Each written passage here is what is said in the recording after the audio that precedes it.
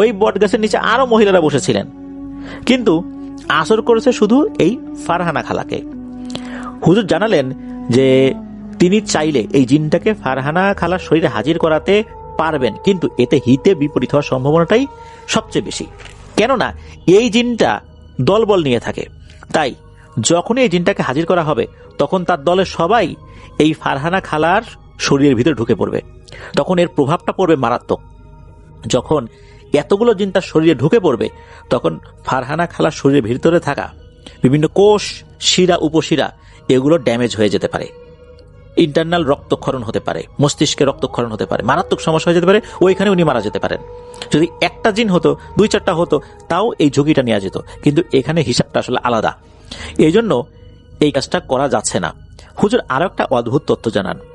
এই জিনটা যেহেতু এই বাড়ির একটা মেয়ের উপর আসর করেছে, তাই এই বাড়ির প্রত্যেকটা মহিলা মানুষের উপর, সে ছোট হোক বড় হোক, তাদের উপর নাকি কিছু না কিছু প্রভাব দেখা যাবেই। আর হুজুর এই কথা বলার পর উনি বলে দেন যে এই যে ওয়ালিদের মা, এর উপর প্রভাব দেখা দিয়েছে। এখন এই জিনগুলোর নিয়ম নাকি এরকমই, এরা নাকি মানুষগুলোকে একবারে মেরেও ফেলে না, তবে যাদের উপর আসর করে, যে পরিবারের উপর আসর করে, সেই পরিবারের কাউকে না কাউকে তাদের দেশে নিয়ে যায়। এরপর এদেরকে দিয়ে নিজেদের শক্তি বৃদ্ধি করে নিজেদের কিছু জাদু চর্চা করে। যেমন হচ্ছে, এদের শরীর থেকে একটা বিশেষ পদ্ধতিতে একটু একটু করে রক্ত শুষে নেয়, একবারে নেয় না, লোমকূপের গোড়া থেকে রক্ত শুষে নেয়। মশা যেভাবে মানুষের শরীরে বসে রক্ত খায়, ওরা ঠিক তেমনি দূর থেকেই বিশেষ একটা পদ্ধতিতে প্রত্যেকটা লোমকূপের গোড়া থেকে নাকি রক্ত শুষে খেতে পারে। তখন শরীরের লোমগুলো নাকি দাঁড়িয়ে যায়, সে ফিল করে যে তার শরীর থেকে রক্ত কমে যাচ্ছে। হুজুর বলেন যে এই জিনগুলোর প্রভাব পরিবারের প্রতিটি নারী সদস্যের উপর পড়েছে এবং ভবিষ্যতেও পড়বে, তাই একবারে এগুলো কাটানো সম্ভব হবে না। তবে হ্যাঁ, একটা বিশেষ পদ্ধতি অবলম্বন করতে হবে। তা হচ্ছে, এই পরিবারের সদস্যদের উপরে, বিশেষ করে নারী সদস্যদের উপরে যে প্রভাব বিস্তার করেছে, এই প্রভাবটা আগে দুর্বল করতে হবে, এরপর মূলত আসল কাজটা করতে হবে। হুজুর এই যে ওয়ালিদের আম্মু, খালামণি, ওয়ালিদের নানি, ওনাদেরকে বিশেষ কিছু আমল দিয়ে দেন, উনি পানি পড়া দিয়ে দেন আর কি। এরপর আরো কিছু বিষয় বলে দেন, সেটা হচ্ছে যে আগামী এক সপ্তাহ বাড়ির সকল নারী সদস্যদেরকে বিশেষ কিছু নিয়ম মেনে চলতে হবে। বিশেষ করে একে অপরের সাথে যাদের রক্তের সম্পর্ক আছে আর কি, ওনাদেরকে এই আমলগুলো করতে হবে। আর এই যে পানি পড়া, এটা মিশিয়ে গোসল করতে হবে। ওনারা তো সবাই মিলে ওই সময় চলে আসছেন। ওই রাতে বাড়ির সবাই এক ভয়ঙ্কর ঘটনার সাক্ষী হতে শুরু করে। গভীর রাতে ঘরের বাইরে কেউ যেন একই সুরে, মানে অনেকগুলো মানুষ, ভয়ঙ্কর কণ্ঠ, মানে এত বিভৎস কণ্ঠ, এই শব্দগুলো যদি মাথায় লাগে মনে হচ্ছে মস্তিষ্কের নিউরনগুলো ছিঁড়ে যাবে, এমন ভয়ঙ্কর কণ্ঠ। সবাই একসাথে ফারহানা ফারহানা, এই ফারহানা ফারহানা বলতে থাকে। আর যখনই এই ডাকটা ভেসে আসতো, এই ফারহানা খালা পাগলের মতো আচরণ শুরু করত। উনি ঘরের এক কোণে বসে গুনগুন করে কি যেন বলতো, কি দুর্বোধ্য ভাষায় বলতো, এটা কোনোভাবেই বোঝা যেত না। ওই রাত থেকে কিন্তু এই সমস্যাটা শুরু হয়েছে, প্রতি রাত্রে এই সমস্যা শুরু হয়েছে। এর মধ্যে কিন্তু এই ফারহানা খালার কিছু মেডিকেল ট্রিটমেন্টও করানো হয়েছে, কিছু সাইকিয়াট্রিস্ট দেখানো হয়েছে। ডাক্তার বলেছেন যে মানসিক সমস্যা, কিছু ওষুধ দিয়েছেন যাতে করে ভালো ঘুম হয়, তাতে কোনো কাজ হচ্ছিল না। আর একজন মেডিসিনের ডাক্তার দেখানো হলো, তখন ওই ডাক্তার একটা তথ্য দিলেন, সেটা হচ্ছে এই ফারহানা খালার শরীরে রক্ত শূন্যতা দেখা দিয়েছে, তার শরীরে রক্ত আস্তে আস্তে কমে যাচ্ছে। এই কথা শোনার পর ওনার পরিবারের সদস্যরা হুজুরের সেই কথাটা মনে করলেন, এই জিনেরা যাকে একবার ভালোভাবে আসর করে, তার শরীরের রক্তগুলো আস্তে আস্তে করে শুষে নিয়ে তাকে একদম শেষ করে দিতে থাকে। শরীরের রক্ত বাড়ানোর জন্য যেই ধরনের চিকিৎসা করানোর দরকার সেগুলো চলতে থাকে, হুজুরের দেয়া চিকিৎসাও চলতে থাকে। এর মধ্যে আর একটা সমস্যা দেখা দিল, সেটা হচ্ছে এই যে ওয়ালিদের বোন, এর মধ্যে কিছু অস্বাভাবিক আচরণ দেখা গেল। সেও কেমন যেন উন্মাদের মতো আচরণ করছে, এত ছোট একটা বাচ্চা সেরকম উন্মাদের মতো আচরণ করছে। এছাড়া ওই বাড়ির প্রত্যেকটা নারী সদস্য ভয়ঙ্কর কিছু অভিজ্ঞতার মুখোমুখি হতে থাকলেন। বাড়ির অন্য পুরুষ সদস্যরা এগুলো টেরও পান না, একদম স্বাভাবিক তাদের কাছে সবকিছু। বাড়ির নারী সদস্যরা ভয়ঙ্কর কিছু অবয়ব দেখতে শুরু করলেন। স্বপ্নে ওই যে অবয়বটা, যেটা ওয়ালিদের আম্মু দেখেছিলেন, ওই অবয়বটা বাড়ির সব নারী সদস্যরা দেখতে শুরু করলেন। স্বপ্নের মাঝেই নাকি শারীরিকভাবে তাদেরকে আঘাত করত। এমনকি ওয়ালিদের যে ছোট বোন তাকেও আঘাত করত। সে ছোট মানুষ, সে ভালো করে বলতে পারতো না, কিন্তু ঘুমের মধ্যে কান্নাকাটি করত। সকাল হলে সে ইশারায় বুঝাতো যে তার শরীরে বিভিন্ন জায়গায় ব্যথা। এদিকে বাড়ির অন্য নারী সদস্যদেরও একই সমস্যা, তারাও ঘুমের মধ্যে দেখেছে ওই অভাবটা এসে মারধর করেছে তাদেরকে, তাদেরও শরীরে ব্যথা হয়েছে। এই যে সমস্যাগুলো, এই সমস্যাগুলো তখন পরিবারের সব নারী সদস্যরা ফেস করতে থাকলেন। তো এরকম তো ঝামেলা চলছে। এরকম করতে করতে প্রায় 1 সপ্তাহেরও বেশি সময় কেটে যায়। আবার সবাই মিলে সেই হুজুরের কাছে গিয়েছেন।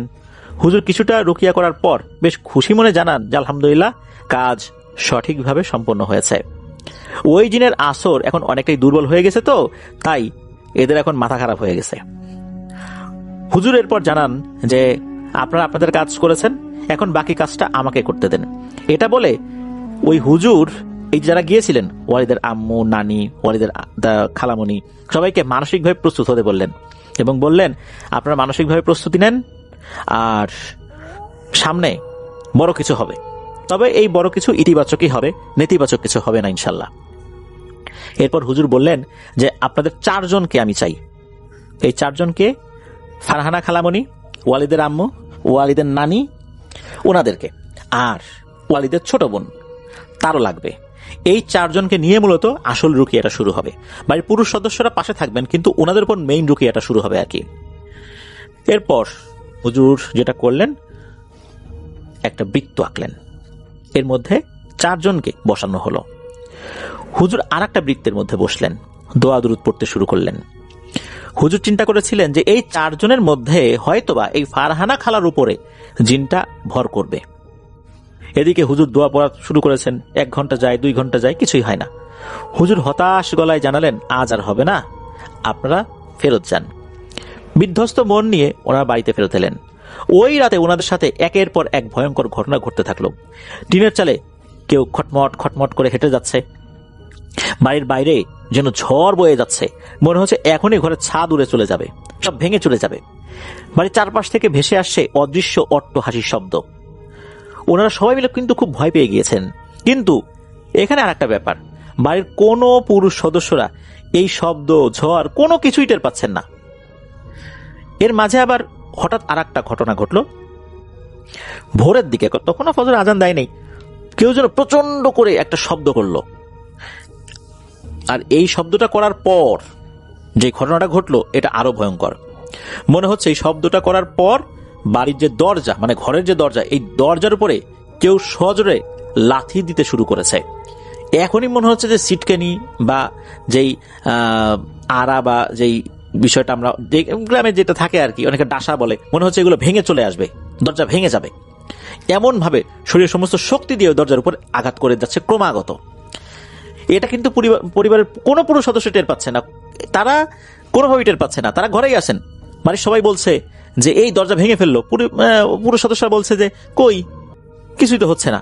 এদিকে এই ওয়ালিদের ছোট বোন সে ভয়ে কান্নাকাটি শুরু করছে, প্রচন্ড ভয় পাচ্ছে, অথচ পরিবারের পুরুষ সদস্যরা কিছুই বুঝতে পারছে না। এই যে ওয়ালিদ, যে সেও কিছু বুঝতে পারছিল না, কিন্তু সে কিন্তু ওই সময় ওখানে ছিল।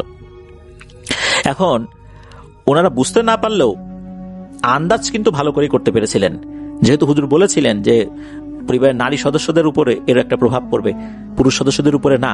এই কারণে তারা টের পাচ্ছে, আর ওনারা টের পাচ্ছেন না। ওনারা তখন কি করলেন, সাহস ধরে রেখে পুরুষ সদস্যরা জোরে জোরে আয়াতুল কুরসি পাঠ করতে লাগলেন। ওনারা বুঝতে পেরেছিলেন সমস্যাটা তাদের সাথে হচ্ছে, ওনারা বুঝতে পারলেন না।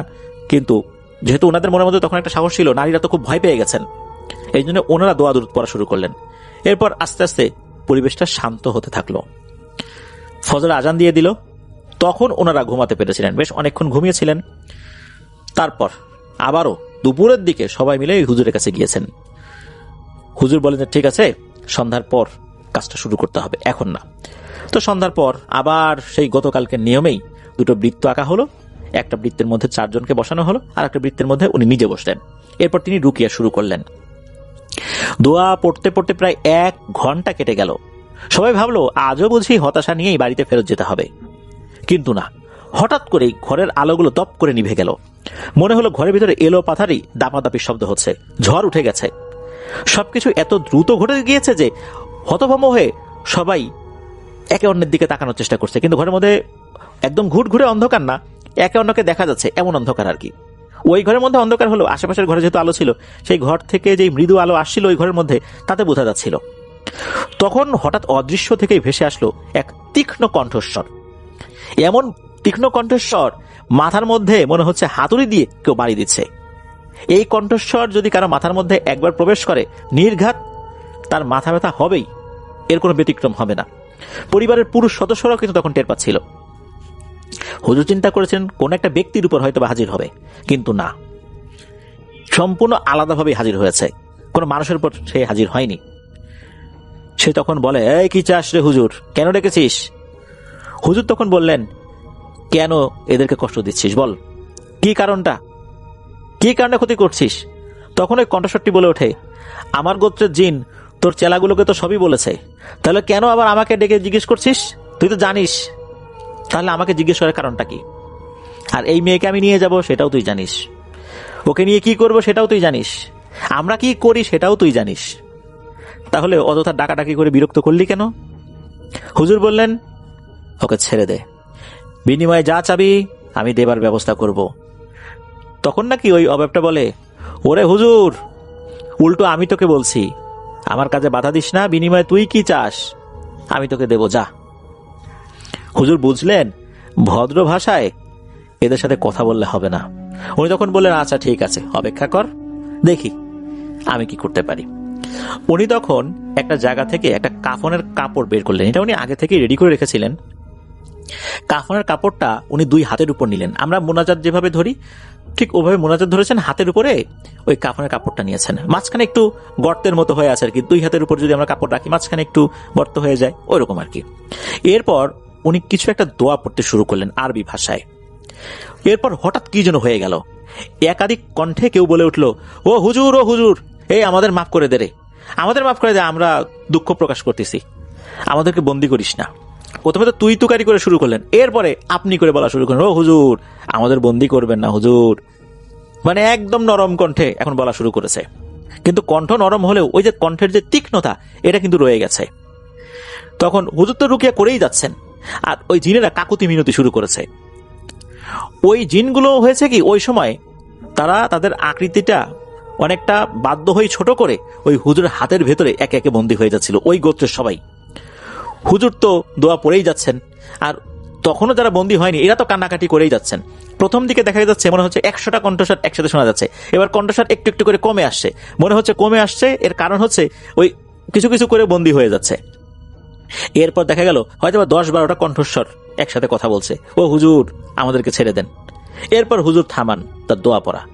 হুজুর হেসে উঠে বললেন যে, হ্যাঁ বুঝছিস যে তোদের সাথে ভদ্র ব্যবহার করলে কাজ হয় না, যখন ভদ্রতার দাম দিলি না তখন কিন্তু আমাকে উল্টো রাস্তায় হাঁটতে হয়েছে।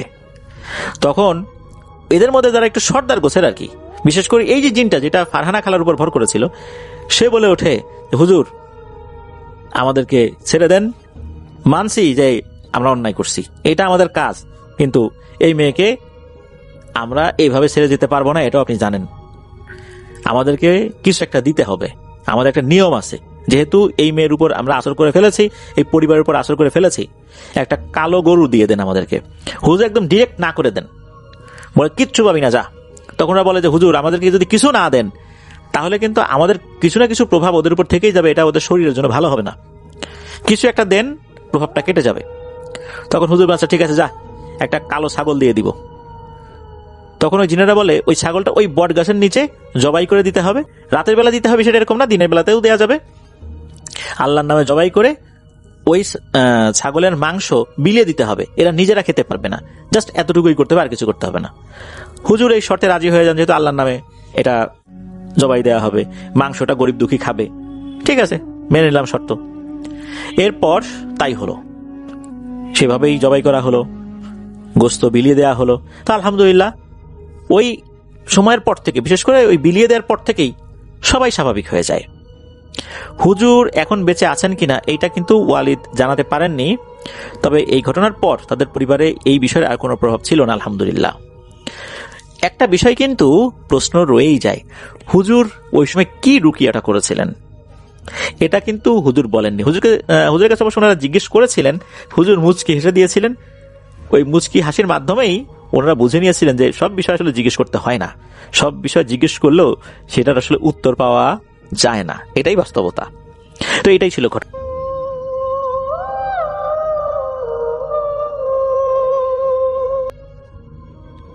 আসসালামু আলাইকুম ভাইয়া, আমি এপি পিরোজপুর থেকে বলছি। আমার পরিবারের সঙ্গে অনেক ভৌতিক ঘটনা ঘটেছে, যার একটা আজকে বলবো ভাবছি। এটা আমাদের এখানকার একটা স্বনামধন্য হাসপাতালের ঘটনা। 2018 সালের 28শে ফেব্রুয়ারি আমার বড় মামার ছোট ছেলে সকাল জন্মগ্রহণ করে। ঘটনা ওই হাসপাতালকে কেন্দ্র করে। সিজারের পর মামিকে যে কেবিনে রাখা হয় ওটা ছিল রাস্তার পাশে। মামি এবং সকালের একটু বেশ সমস্যায় হয়, কারণ 24 ঘন্টায় ওখানে যানবাহন চলাচল করে। তাই আমাদের বাসার সবার অনুমতি নিয়েই ওই কেবিন পরিবর্তন করে আমাদের হাসপাতালের ভিতরে একটা নতুন কেবিন নেওয়া হয়। ঘটনার শুরু এখান থেকেই। বলে রাখা ভালো যে ওই কেবিনের পিছন দিকে রয়েছে পুলিশদের অজ্ঞাত পরিচয় লাশ রাখার একটা ঘর, যার মধ্যে পুলিশের পরিচয়হীন লাশ রাখে এবং যা অনেকদিন পর্যন্ত থাকে। 1 মার্চ ওই দিন রাতে আমার আম্মু ও মামি এবং হাসপাতালে থাকে। আম্মু আর মামির সম্পর্ক অনেক ভালো। এদের আড্ডা দিতে দিতে অনেক রাত পর্যন্ত জেগে থাকতো। তখন আম্মু ও মামি হঠাৎ করেই একটা অদ্ভুত ও ভয়ঙ্কর বাজে গন্ধ অনুভব করে। তারা মনে করে হাসপাতালে তো এমন গন্ধ পাচ্ছে, কিন্তু এরপরেই হঠাৎ করে তারা বাথরুমের মধ্যে কোনো মানুষের হাঁটার আওয়াজ পায়। দুজনে অবাক হয়ে দুজনের দিকে তাকায়। আম্মু মামিকে কিছু না বলে সরাসরি বাথরুমে গিয়ে লাইট জ্বালিয়ে দেখে। কি অদ্ভুত, সব ঠিকঠাক। এরপর ওই দিন আর কিছুই হয় নাই। সকালে মামা নাস্তা নিয়ে আসার পর আম্মু ও মামি রাতের ঘটনা বলে, কিন্তু বড় মামা মজা নেয় আর বলে সামনের একটা নতুন বাসার কাজ চলছে, হয়তো ওইখানের আওয়াজই পাওয়া গেছে। এবং আরো বলল ওখানে নাকি রাতেও কাজ করে, তাই এমন বিকট শব্দ শোনা যায়। বাসার সবাই এই কথা শুনে খুব মজা নিচ্ছিল। তো ওই দিন রাতে আমার আম্মু আর মামির সাথে আমার ছোট খালাও থাকতে আসে।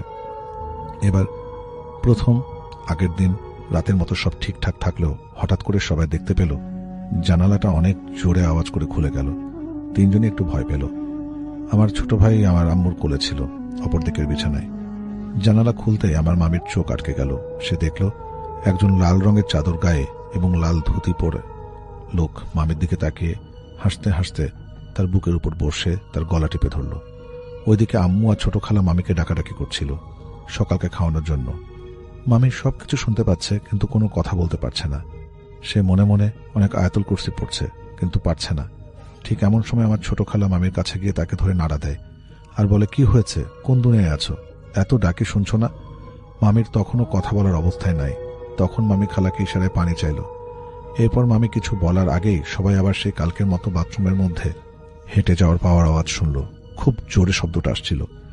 এমনটা মনে হচ্ছে কেউ খুব রাগ করে প্রচন্ড দ্রুত গতিতে হাঁটছে। আমার ছোট খালা সহ সবাই অসম্ভব ভয় পেল। এবার বাথরুমের মধ্যে শুধু হাঁটা না, কল থেকে অনবরত পানি পড়ার শব্দ ভেসে আসে। তখন মামি তার সাথে ঘটে যাওয়া ঘটনার কথা আম্মুদের বলে। তিনজন গুটিসুটি দিয়ে সূরা পড়তে থাকে। মামাকে অনেকবার ফোন দেওয়া হয়েছিল, কিন্তু ঘুমে আচ্ছন্ন থাকায় ফোন ধরে না। এইভাবেই সবাই সারা রাত আতঙ্কের মধ্যে দিয়ে পার করে। সকালে মামা আসলে সব খুলে বলে। এবার সেও বিশ্বাস করে হাসপাতালটা হলো মামারই কয়েক বন্ধুর যৌথ উদ্যোগে তৈরি। তো মামা সকালে একজনকে ফোন দিয়ে আনে আর রাতের সব কথা বলে। সে এগুলো তাদের ভুল বলে চালিয়ে দেয়। যদিও মামিকে ওই দিন বাসায় আনবে, তাই আর কোনো কথা মামা বাড়ায়নি। সবাই তৈরি হয়ে ব্যাগ গুছানোর সময় এক নার্স আসে, যার সাথে আম্মুদের সম্পর্ক ভালো ছিল। আন্টি এসে বলে, কি আপা আজকে চলে যাবেন নাকি? তখন ওই আন্টিকে ছোট খালা বলে, না গিয়ে উপায় আছে, এই ভূতের হাসপাতালে থেকে মরবো নাকি? তখন নার্স একটু মুচকি হেসে বললেন যে আপনারাও কি তাকে দেখেছেন? পরে আন্টি সব তাকে বলে। এগুলো শুনে নার্স যা বলে তা শুনে সবাই আরো বেশি আতঙ্কিত হয়ে পড়ে। সে বলল, পুলিশদের ওখানে একদিন খুব অদ্ভুতভাবে মারা যায় একটা লাশ, একজন মানুষ, যা দেখতে খুব বিভৎস। খুব অদ্ভুতভাবে ওই লাশের ঘর থেকে অদ্ভুত সব শব্দ পাওয়া যায়। লাশটা ওখানে প্রায় 2-3 মাসের মতো থাকে। লাশের কেউ না আসায় ওইটা পুলিশরাই মাটি দিয়ে দেয়। এরপর একদিন হাসপাতালের ওই কেবিনে থাকা এক মহিলার সাথে ঘটে এক ভয়ঙ্কর ঘটনা। মহিলা তার 2 দিনের বাচ্চাকে ওই রুমে একা রেখে বাথরুমে যান। সে বাথরুমে বসে শুনতে পায় বাচ্চার কান্না। তাতে সে তাড়াতাড়ি বের হয়। এসে সে দেখল ওই লোকটা তার বাচ্চার গলা টিপে হত্যা করছে। সে সেটা দেখা মাত্র অজ্ঞান হয়ে যায়। কিছুক্ষণ পরে তার জামাই এসে দেখে এই অবস্থা। পরে হাসপাতাল কর্তৃপক্ষের অনুরোধে তারা কোনো মামলা দায়ের করে না। তাছাড়া ওই রুমে হঠাৎ করে ফ্যান নষ্ট হয়ে যায়, লাইট ভেঙে পড়ে, আরো বিভিন্ন অদ্ভুত অদ্ভুত সব ঘটনা ঘটতে থাকে। ওই ঘটনা এখানে শেষ হলে ভালো হতো, তবে না, তার হলো না। মামিরা বাসায় আসলো। আল্লাহর রহমতে সব ঠিকঠাক ভালোই চলছিল। 2 দিন পরে শুরু হলো ঝামেলা। মামিরা রাতে জানালা খুলে ঘুমায়, তো হঠাৎ মামির ঘুম ভেঙে যায়। সে দেখে তার বড় ছেলের বুকের উপর বসা সেই সন্ন্যাসী এবং খুব ভয়ঙ্করভাবে মামির দিকে তাকিয়ে হাসছে। মামি তাকে দেখে একটু ভয় পেয়ে তাকে লাথি মারে। সে ছিটকে পড়ে জানালার কাছে। এরপরে এসে আবার মামির গলা টিপে ধরে। মামি পায়ের লাথি মামার গায়ে লাগায়। সে উঠে যায়। মামা মামির গায়ে হাত দেওয়ার সাথে সাথে সন্ন্যাসীটা চলে যায়। যার সময় মামিকে সন্ন্যাসীটা বলে, তোকে আমার লাগবে, আমি আবার আসবো তোকে নিতে। তখন মামা মামিকে জিজ্ঞেস করে কি হয়েছে। তারপর মামি সব বলে মামাকে। পরের দিন সকালে মামা এক আলেম দিয়ে বাসা এবং বাসার সবাইকে বন্ধক দেওয়ায়। আল্লাহর রহমতে এরপর থেকে সব ঠিক চলছে। অনেক বড় তো, তাই ভুল হতেই পারে। ভুল হলে ক্ষমা প্রার্থী। ভাল লাগলে সবাইকে শোনাবেন ভাইয়া। যদি শোনানো হয় আমাকে একটু জানাবেন প্লিজ। ঘটনা।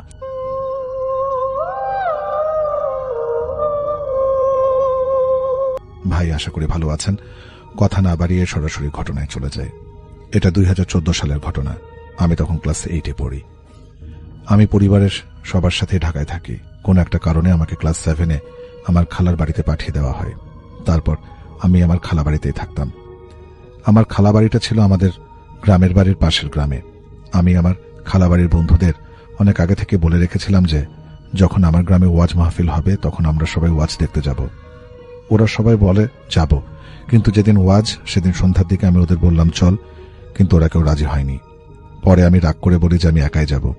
ওরা আমাকে নিয়ে মজা করতে শুরু করে। ওরা বলে আমি গেলে রাতে আর আসবো না, আমি তো ভীতু ইত্যাদি। মজা করার কারণও ছিল, আমাদের বাড়ি থেকে আমার খালার বাড়ি যেতে 5টা ভয়ঙ্কর জায়গা আছে। প্রতি জায়গারই অনেক ভয়ঙ্কর ভয়ঙ্কর ঘটনাও আছে, আর ভয়ঙ্কর হওয়ার অনেক কারণও আছে। যেমন প্রথম জায়গাটা বড় দিঘির মাঝ দিয়ে ছোট পাকা রাস্তা। রাস্তা হওয়ার পর থেকেই প্রতি বছর ওই দিঘিতে একজন করে মানুষের মৃত্যু হয়। দ্বিতীয় জায়গায় শুনেছি মুরব্বীদের মুখে ওখানে একটা কাঠবাদামের গাছ ছিল। একটা 5-7 বছরের মেয়ে ওখানে নাকি ফজরের আজানের পর বাদাম কুড়াতে গিয়েছিল। তখন বাদাম গাছের মালিক মেয়েটাকে কুপিয়ে হত্যা করে। এরপর অনেক মানুষ ওখানে মেয়েটিকে দেখতে পায়। তৃতীয় জায়গা, খালের পাশ দিয়ে রাস্তা গেছে, আর রাস্তার প্রায় 50 ভাগ জায়গা নিয়ে অনেক বড় একটা বট গাছ। ওটা হিন্দু এলাকার পাশে হয়। হিন্দুরা ওখানে বিভিন্ন রকম পূজা করে, আর অন্য কিছু করার জন্য আরো 10 ভাগ জায়গা দখল করে নিয়েছে। চতুর্থ জায়গায় একটা মসজিদ যেখানে বিদ্যুৎ নেই, আর পঞ্চম জায়গায় 7টি তাল গাছ আছে, সবগুলো একই সাইজের। এখানে অনেক মানুষ বিভিন্নভাবে ভয় পেয়েছে। মূলত এই ছিল 5টা ভয়ঙ্কর জায়গা। এবার সরাসরি ঘটনায় চলে যায়। আমি বন্ধুদের সাথে বলি আমি রাতে ওয়াজ শুনে একাই বাসায় ফিরে আসব। যেমন কথা তেমন কাজ। ওয়াজ শেষ হয় রাত 12:30টার দিকে। আমার কাকা আমাকে একা এত রাতে যেতে দিতে চাচ্ছিলেন না, কিন্তু আমি আবার একটু একগুঁয়ে টাইপের, যা বলবো তাই। এর জন্য কাকাও আর জোর করলেন না। আমি রাতে 1টার দিকে রওনা হলাম খালার বাড়ির উদ্দেশ্যে। বলে রাখা ভালো যে আমাদের বাড়ি থেকে খালা বাড়ির দূরত্ব 3 থেকে 3.5 কিলোমিটার। খুবই নির্ঝুম রাস্তা, কোনো গাড়ি চলাচল নেই। এর মধ্যে 1 কিলোমিটার জনবসতি আছে।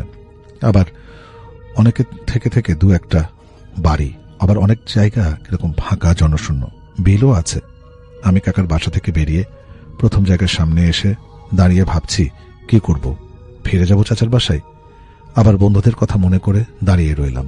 চারিদিকে গা ছমছমে পরিবেশ, আর হালকা জ্যোৎস্না, শনশন করে বাতাস। দূরের গাছগুলোর নড়াচড়া দেখলে মনে হয় আমি কোনো এক ভূতের জগতে এসেছি। কোনোভাবে আমি জোরে এক দৌড় দিয়ে জায়গাটা অতিক্রম করি। দ্বিতীয় জায়গাটা সে কাঠবাদাম গাছ। কি করব কিছুই বুঝতে পারছিলাম না। অনেক ভয় পাচ্ছিলাম। কাকার বাসায় ফিরে যাব সেটাও পারছিলাম না, কারণ পেছনেও একটা ভয়ঙ্কর জায়গা। পরে ঠিক একইভাবে জোরে দৌড়ে পার হই দ্বিতীয় জায়গাটাও। কিছুক্ষণ হাঁটার পর সেই বিশাল বট গাছ। হালকা জ্যোৎস্নার মাঝে মনে হচ্ছে গাছটি এলাকাকে অন্ধকার করে রেখেছে। আমি আস্তে আস্তে গাছটির কাছে এগোতে লাগলাম। গাছের নিচে একদমই অন্ধকার ছিল। আমার কাছে নতুন মডেলের খুব দামি একটা ফোন ছিল। চোর আর নেশাখোরের ভয়ে পকেট থেকে ফোনও বের করছিলাম না। পরে অন্যান্য জায়গার মতো দৌড় দিলাম, কিন্তু এই জায়গাটা পার হতে পারলাম না। বট গাছটির নিচে আমার হাঁটুর সাথে অনেক জোরে শক্ত কিছুর ধাক্কা খেয়ে রাস্তার উপর পড়ে যায়। মনে হচ্ছিল আমি কারো মাথার সাথে ধাক্কা খেয়েছি। আর বট গাছের পাশে থাকা খালের মধ্যে মানুষ যেমন লাফ দিলে ঝপ করে শব্দ হয়, সেরকম শব্দ শুনতে পেলাম। আমি কোনোভাবে উঠে দৌড়ে সামনে মসজিদের কাছে দাঁড়ালাম। মসজিদ ভেবে নিজেকে সান্ত্বনা দিলাম। ভাবলাম আজ রাতটা মসজিদে কাটাই।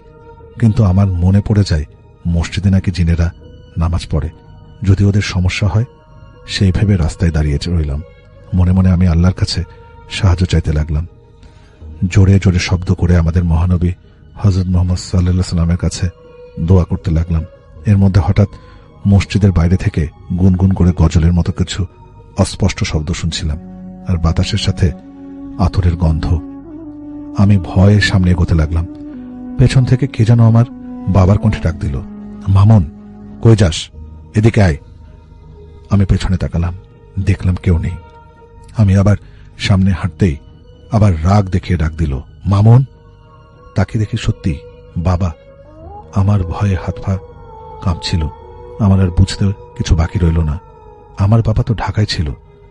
আমি ডাকে সাড়া না দিয়ে আরো দ্রুত সামনের দিকে হাঁটতে লাগলাম আর আল্লাহর কাছে প্রার্থনা করতে লাগলাম।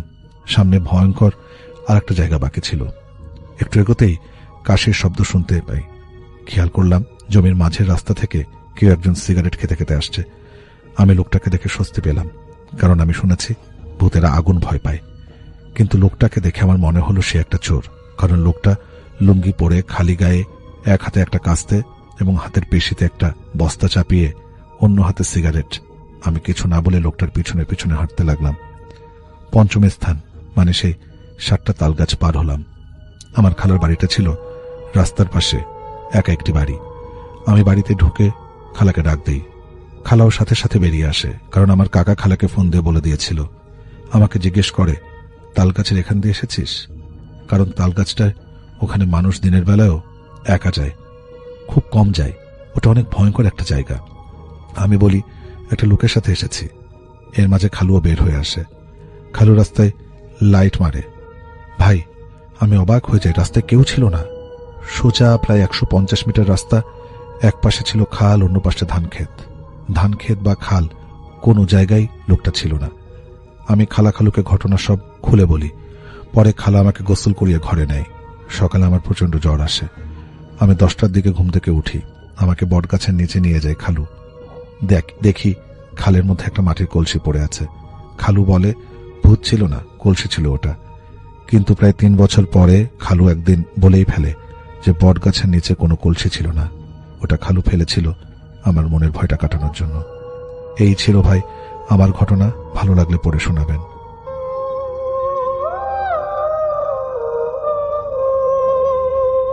জানি না আমার ঘটনাগুলা কার কাছে কেমন লাগবে, তবে একটা কথা গ্যারান্টি দিয়ে বলতে পারি, তারাই আমার ঘটনা বিশ্বাস করবে যারা কখনো এমন পরিস্থিতির সম্মুখীন হয়েছেন বা নিজের চোখে দেখেছেন।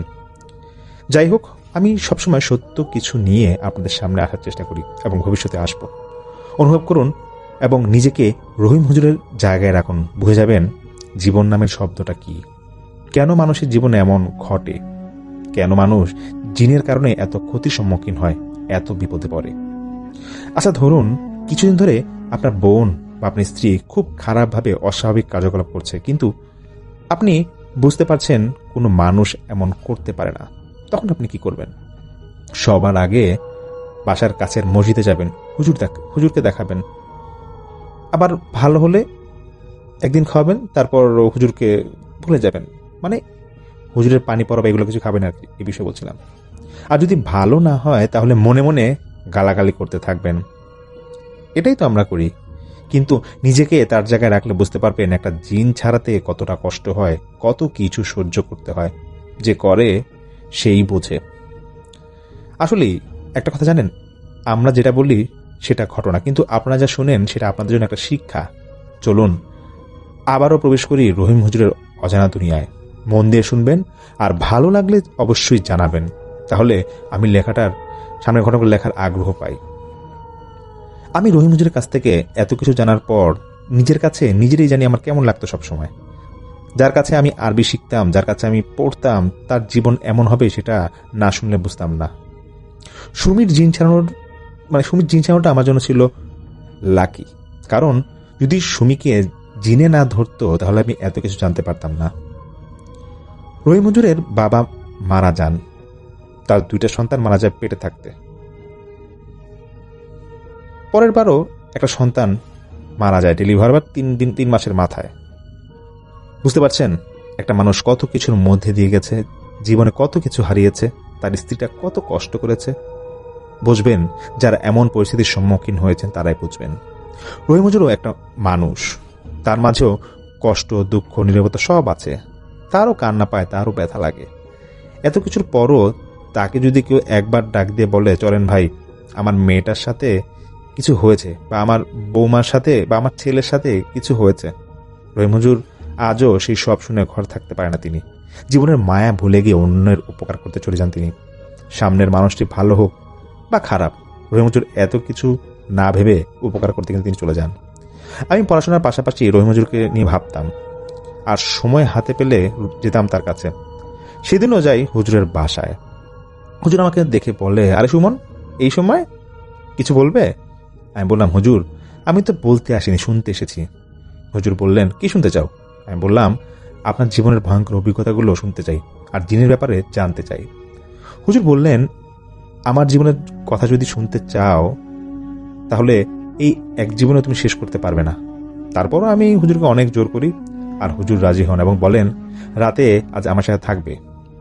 তুমি বাসায় এলে বাসায় ঠিকভাবে বলে এসো তোমার বাসায় যে তুমি আজকে আমার এখানে থাকবে, যাতে তোমার মা আবার খোঁজাখুঁজি না করে। আমি বাচ্চাদের পড়াটা শেষ করি, তারপর ফ্রি হয়ে যাব। তো আমি তাড়াতাড়ি বাসায় এসে আমার বাবাকে বলি যে আজ হুজুরের সাথে থাকবো। আমার বাবাও রাজি হয়ে যান, আর আমি সন্ধ্যার পরে চলে যাই হুজুরের বাসায়। নামাজ পড়ে হুজুরের জন্য রুমে অপেক্ষা করতে থাকি। তো হুজুর আসেন, আমাকে নিয়ে খাওয়া দাওয়া করেন এবং তার পার্সোনাল রুমে নিয়ে যান। যদিও এই রুমে ঢোকার অনুমতি সবার ছিল না। যাই হোক, আমি রুমে যাই এবং বিছানায় গিয়ে বসি। হুজুর আমাকে বলেন, সুমন, আমি 1 ঘন্টা কোরআন পড়বো, তুমি চুপচাপ মন দিয়ে শুনো, ঠিক আছে? তাই বললাম, আচ্ছা। হুজুর পড়তে শুরু করলেন। তারপর হুজুর একটা সময় দেখলাম ইয়াকুব চুপ করে এসে আমার পাশে বসে চোখ বন্ধ করে তেলাওয়াত শুনছে। এটা আমি অনুভব করতে পেরেছিলাম, কারণ হুজুরের চাহনিটা তখন আশেপাশে আমার দিকে ছিল। তখন আমি বুঝে যাই যে এটা ইয়াকুব আসলে হুজুরের কাজটা করেন, এবং কেন জানি মনে হলো যে আমি ইয়াকুবকে দেখেছি। আমি তা ভয় পাইনি, কারণ আমার সাথে তার একটা ভালো সম্পর্ক হয়ে গেছিল। মাঝে মাঝে তাকে দেখতে পেতাম, যেটা হয়তো আপনাদের আগে বলেছিলাম কিনা জানি না। একটা সময় হুজুর পড়া বন্ধ করে ইয়াকুবের দিকে তাকান। আমি ইয়াকুবের তখন অবস্থানটা বুঝে যাই এবং তখন আমি তাকে সালাম দিই। হুজুর তখন উত্তর নেন। ইয়াকুব তিনি তখন সালামের জবাবটা দেন। হুজুর আর ইয়াকুবের মাঝে অনেকক্ষণ কথা হয় আমি দেখছিলাম। এরপর চলে যাওয়ার আগে ইয়াকুব তার নিজের সরাসরি তখন সে উপস্থিত হয়। তখন আমি তাকে দেখতে পাই। আপনারা তো জানেন কি না এই ক্ষমতাটা আমার টুকটাক হলেও ছিল, যেহেতু আমার মা এবং নানীরা এই কাজে জড়িত ছিল। যাই হোক, ইয়াকুব হুজুরের সাথে থাকা সেই জিন, যেটা আপনারা অনেকে জানেন বা অনেকে জানেন না। তারপর ইয়াকুব আমাকে জিজ্ঞেস করে, সুমন বলতো, কোন বয়সে ইবাদত বেশি করলে আল্লাহ খুশি হন? আমি বললাম, সব বয়সেই। আর ইবাদত করতে কি বয়স লাগে নাকি? ইয়াকুব হাসিতে বললেন, জিবরাইল আলাইহিস সালাম বলেছেন, আমি বৃষ্টির ফোঁটা পর্যন্ত গুনতে পারি, কিন্তু যৌবনকালের ইবাদতের নেকি গুনতে পারি না। সুবহানাল্লাহ। তাই সুমন, যৌবনকালের ইবাদত সবচেয়ে বেশি কাজে লাগে, আর আল্লাহ বেশি খুশি হন। তাই সময় থাকতে আল্লাহর ইবাদত করো। মরার আগের ইবাদত আল্লাহ খুব কম কবুল করেন, যদিও কবুল করা মালিক আল্লাহ। আমি বললাম, আচ্ছা, বুঝতে পেরেছি। ইয়াকুব বলেন, যে জীবন তোমার কিন্তু তোমার নয়, তাকে নিয়ে এত ভেবে কিছু হবে না। যে তোমাকে জীবন দিয়েছেন তার জন্য ভাবো, তাহলেই মরার পর সুন্দর জীবন পাবে। তার কথা মতো চলো, তার দেখানো রাস্তায় চলো, তাহলে দেখবে জীবন সুন্দর হবে তোমার। একটা কথা মনে রেখো সুমন, তুমি মুসলিম, এই কথা যেন সবার সামনে দাঁড়িয়ে সাহসের সাথে বলতে পারো যে তুমি মুসলমান। আল্লাহ হাফেজ। এটা বলে সে ইয়াকুব চলে যায়। আমি রহিম হুজুরের দিকে তাকাই আর দেখি এতক্ষণ তিনি চুপচাপ সবকিছু শুনছিলেন, আর তার চোখ দিয়ে পানি পড়ছিল। আমি হুজুরকে জিজ্ঞাসা করলাম, কি হয়েছে? হুজুর বললেন, জানি না আমার মতো পাপীর নামাজ আল্লাহ কবুল করবেন কিনা, জানি না মরার পরে আমার সাথে কি হবে, আমার দেহের সাথে কি হবে। যখন আমার বয়স 15 কি 18 ছিল, তখন আমার শরীরে অনেক শক্তি ছিল, আজ সেই শক্তি আর নেই।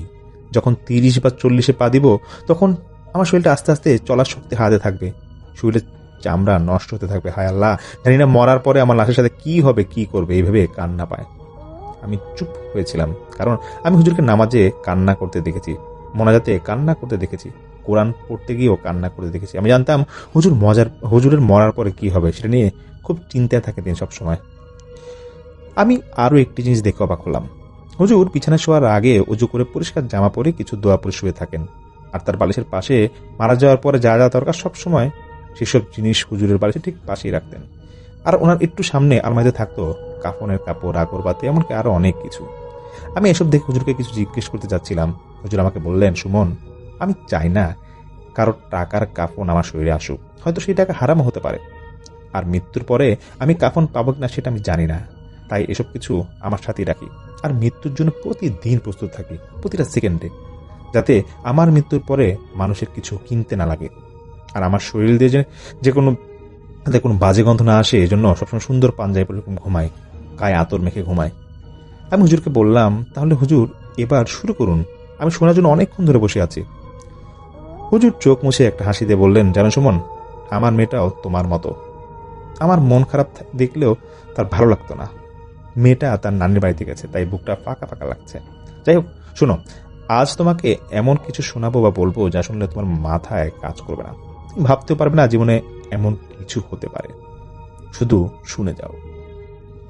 রহিম হুজুর বলতে লাগলেন, তখন আমি ভালোই ছিলাম, কাজ আসতো কিন্তু খুব কম। আমি বেশি সময় আল্লাহর কাজে সময় দিতাম। বিকেল হলে মানুষের কাছে যেতাম, নামাজের জন্য দাওয়া দিতাম, তালিম করতাম, বাসায় বাসায় কি মানুষকে বোঝাতাম নামাজ কি, কোরআন কি, মৃত্যু কি, নামাজ পড়লে কি হবে, না পড়লে কি হবে, এর উপকার কি, পুরস্কার কি পাবে, এমন আরো অনেক কিছু বোঝাতাম। কিছু মানুষ বুঝতো, যারা বুঝতো তারা মসজিদে আসতো, আর যারা দুনিয়ার কাজে ব্যস্ত তারা আমার কথা কানে নিত না। আমিও তাদেরকে এরকম খুব একটা প্রেশার দিতাম না। তাই এমন একদিন এক পাশে কিছু ছেলে তাস খেলছিল। তাস খেলা তো সবাই বোঝে। তা আমি সেখানে যাই এবং তাদের খেলা নষ্ট করি, কারণ তারা টাকা দিয়ে জুয়া খেলছিল। আমি তাদের খেলা নষ্ট করে নামাজের কথা বলি, দাওয়াত দিই, আর অনেক কিছু বুঝাই। তারা হয়তো আমাকে সম্মান করে কিছু বলেনি, কিন্তু মনে মনে ঠিকই আমাকে বকা দিচ্ছিল। আমি সব বুঝিয়ে তাদের মসজিদে আসার জন্য বলি। তারা বলে অন্য আরেকদিন আসবে। আমি মন খারাপ করে চলে আসি। আসলে তারা না করাতে আমার মন খারাপ হয়নি। আমি হয়তো আল্লাহর কথা তাদের মনে ঠিক মতো ঢুকাতে পারিনি, তাই আমার মন খারাপ হচ্ছিল। হয়তো আল্লাহ আমাকে এই ক্ষমতা দিয়েছেন, কিন্তু নিজ থেকে পারছি না। কিছুদিন পরে এই এদের মধ্যে 4জন আমার কাছে আসে। তারা বলে, হুজুর, আমার বন্ধু মারা গেছে, আপনার জানাজা পড়াতে হবে। আমি স্মরণ মনে চলে যাই। দেখি একটা ছোট মাঠের মাঝে খাটিয়া রাখা, আর সেখানে আর কেউ নাই। আমি জিজ্ঞাসা করতে যাচ্ছিলাম, তখন তাদের মধ্যে একজন আমাকে বলে, হুজুর, আর কেউ আসবে না, কারণ সে বিষ খেয়ে মারা গেছে, তাই কেউ জানাজায় পড়াতে এরকম চায় না, আর কাছেও আসেনি। আমরা বন্ধুত্বের কারণে এখানে এসেছি, আর পরিবারের হয়তো কয়েকজন সদস্য থাকবে, কিন্তু আসল ব্যাপারটা ছিল অন্যরকম। শুনতে থাকেন, বুঝে যাবেন। আমি তাদের কথা বিশ্বাস করে জানাজা পড়ানো শুরু করি, কিন্তু ভুলবশত আমি 5টি তাকবীর দিই। তখন আমার মনে ছিল না। সেখান থেকে একজন আমার কলার ধরে আমাকে একটা থাপ্পড় মারে আর বলে, এই হুজুর, তোর কি মাথা ঠিক আছে? তুই কিসের হুজুর? তুই জানাজা পড়াতে পারিস না? 5টা তাকবীর দিলি, কেমন হুজুর তুই? এই বলে আরো কিছু 4 থাপ্পড় দেয় আমাকে।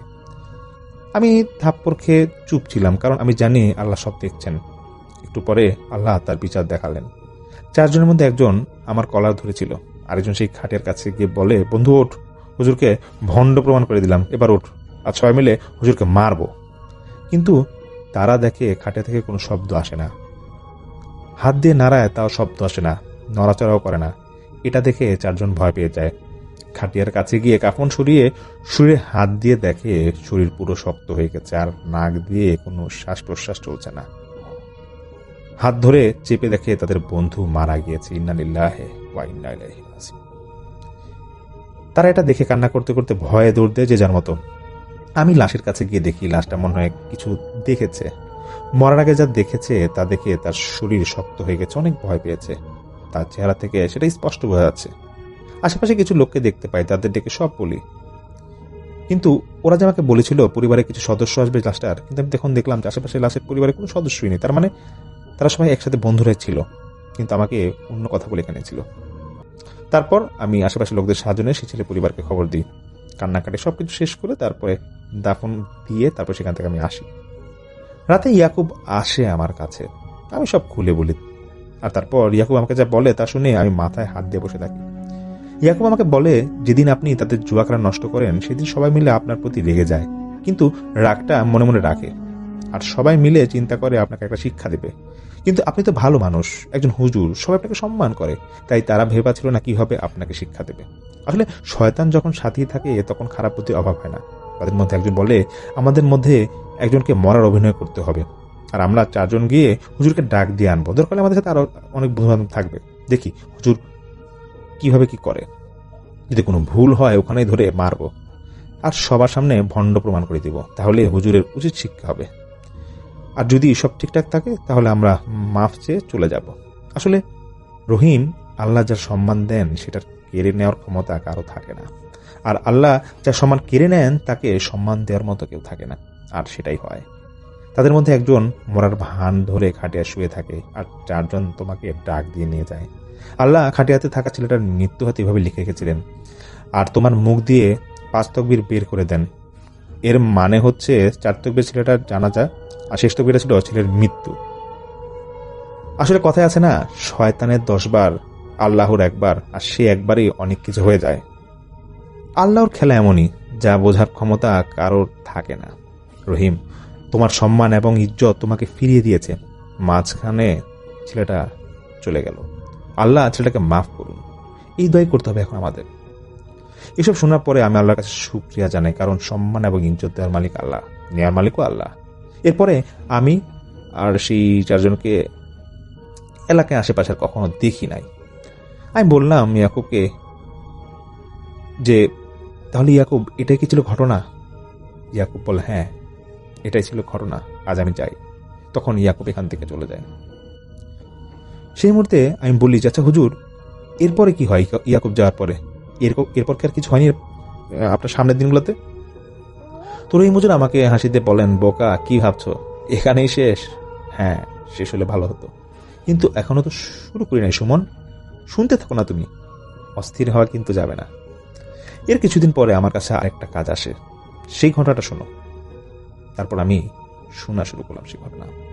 হুজুর বলেন যে এক মহিলা তার স্বামীকে অত্যন্ত ঘৃণা করত, যার উপর জাদুর প্রভাব ও আলামত অনেক স্পষ্ট ছিল। এমনকি সে তার স্বামী এবং তার বাড়ির সংসারকে চরম ঘৃণা করত, আর তার স্বামীকে খুব ভয়ঙ্কর দৃষ্টিতে দেখত। পরিশেষে তার স্বামী তাকে এমন এক ব্যক্তির কাছে নিয়ে গেল যে কোরআন চিকিৎসা করে। সেখানে লোকটির উপর ভর করা জিন কথা বলা শুরু করলো। সে জাদুকরের মাধ্যমে এসেছে, তার দায়িত্ব হলো এই লোকটির সাথে তার স্ত্রীর বিচ্ছেদ ঘটানো। এরপর চিকিৎসক তাকে অনেক মারধর করলো, কিন্তু তারপরও কোনো ফল হলো না। এমনকি মহিলার স্বামী আমাকে বলল সে সেই চিকিৎসকের কাছে দীর্ঘ 1 মাস যেতে থাকে। পরিশেষে একদিন সেই জিন দাবি করলো যে এই ব্যক্তি যদি তার স্ত্রীকে তালাক দিয়ে দেয়, যদিও 1 তালাক, তবে আমি তাকে ছেড়ে যাব। দুঃখের সাথে বলতে হয় সে ব্যক্তি তার স্ত্রীকে 1 তালাক দিয়ে দেয়, এরপর আবার স্ত্রীকে ফিরিয়ে নেয়। ফলে মাঝখানে 1 সপ্তাহ মহিলাটি সম্পূর্ণভাবে সুস্থ থাকলো। এরপর মহিলার উপর পূর্বের অবস্থা ফিরে আসলো।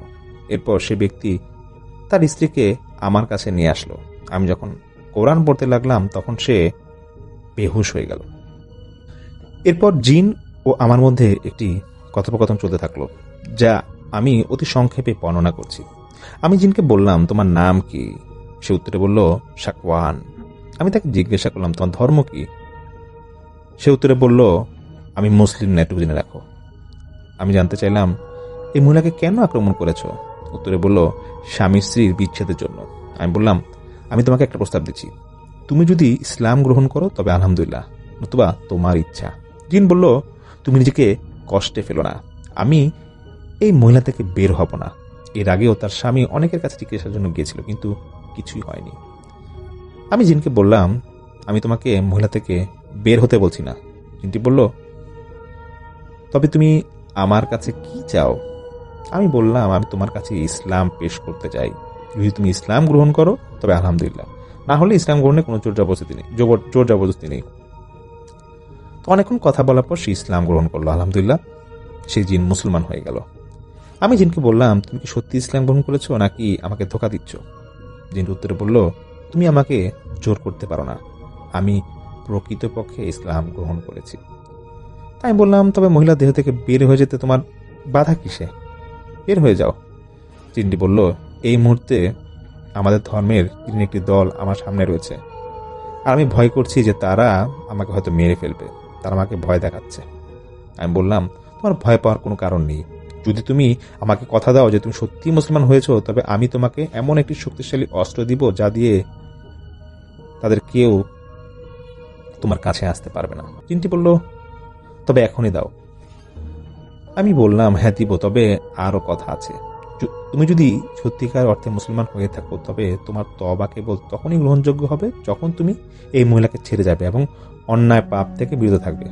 জিনটি বলল, হ্যাঁ আমি ইসলাম গ্রহণ করেছি, কিন্তু জাদুকরদের থেকে আমি কিভাবে মুক্তি পাবো?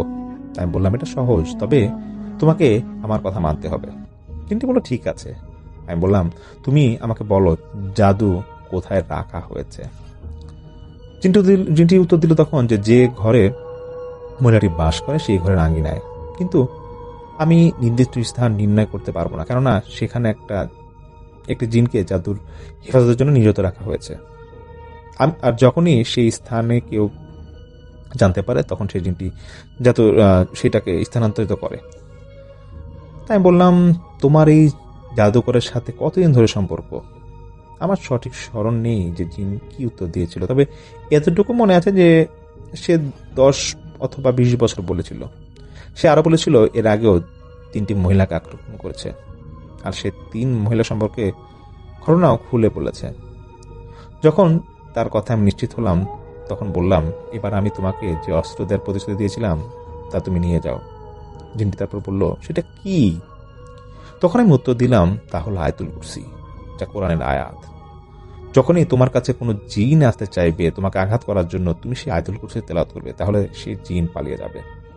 আমি সেই জিনকে জিজ্ঞাসা করলাম, তোমার কি আয়াতুল কুরসি মুখস্থ আছে? উত্তরে জিনটি বলল, হ্যাঁ, কারণ এই মহিলা আয়াতুল কুরসি বেশি বেশি পড়তো, তাই শুনতে শুনতে মুখস্থ করে ফেলেছিলাম। সে বলল, আমি জাদুঘর থেকে কিভাবে মুক্তি পাবো?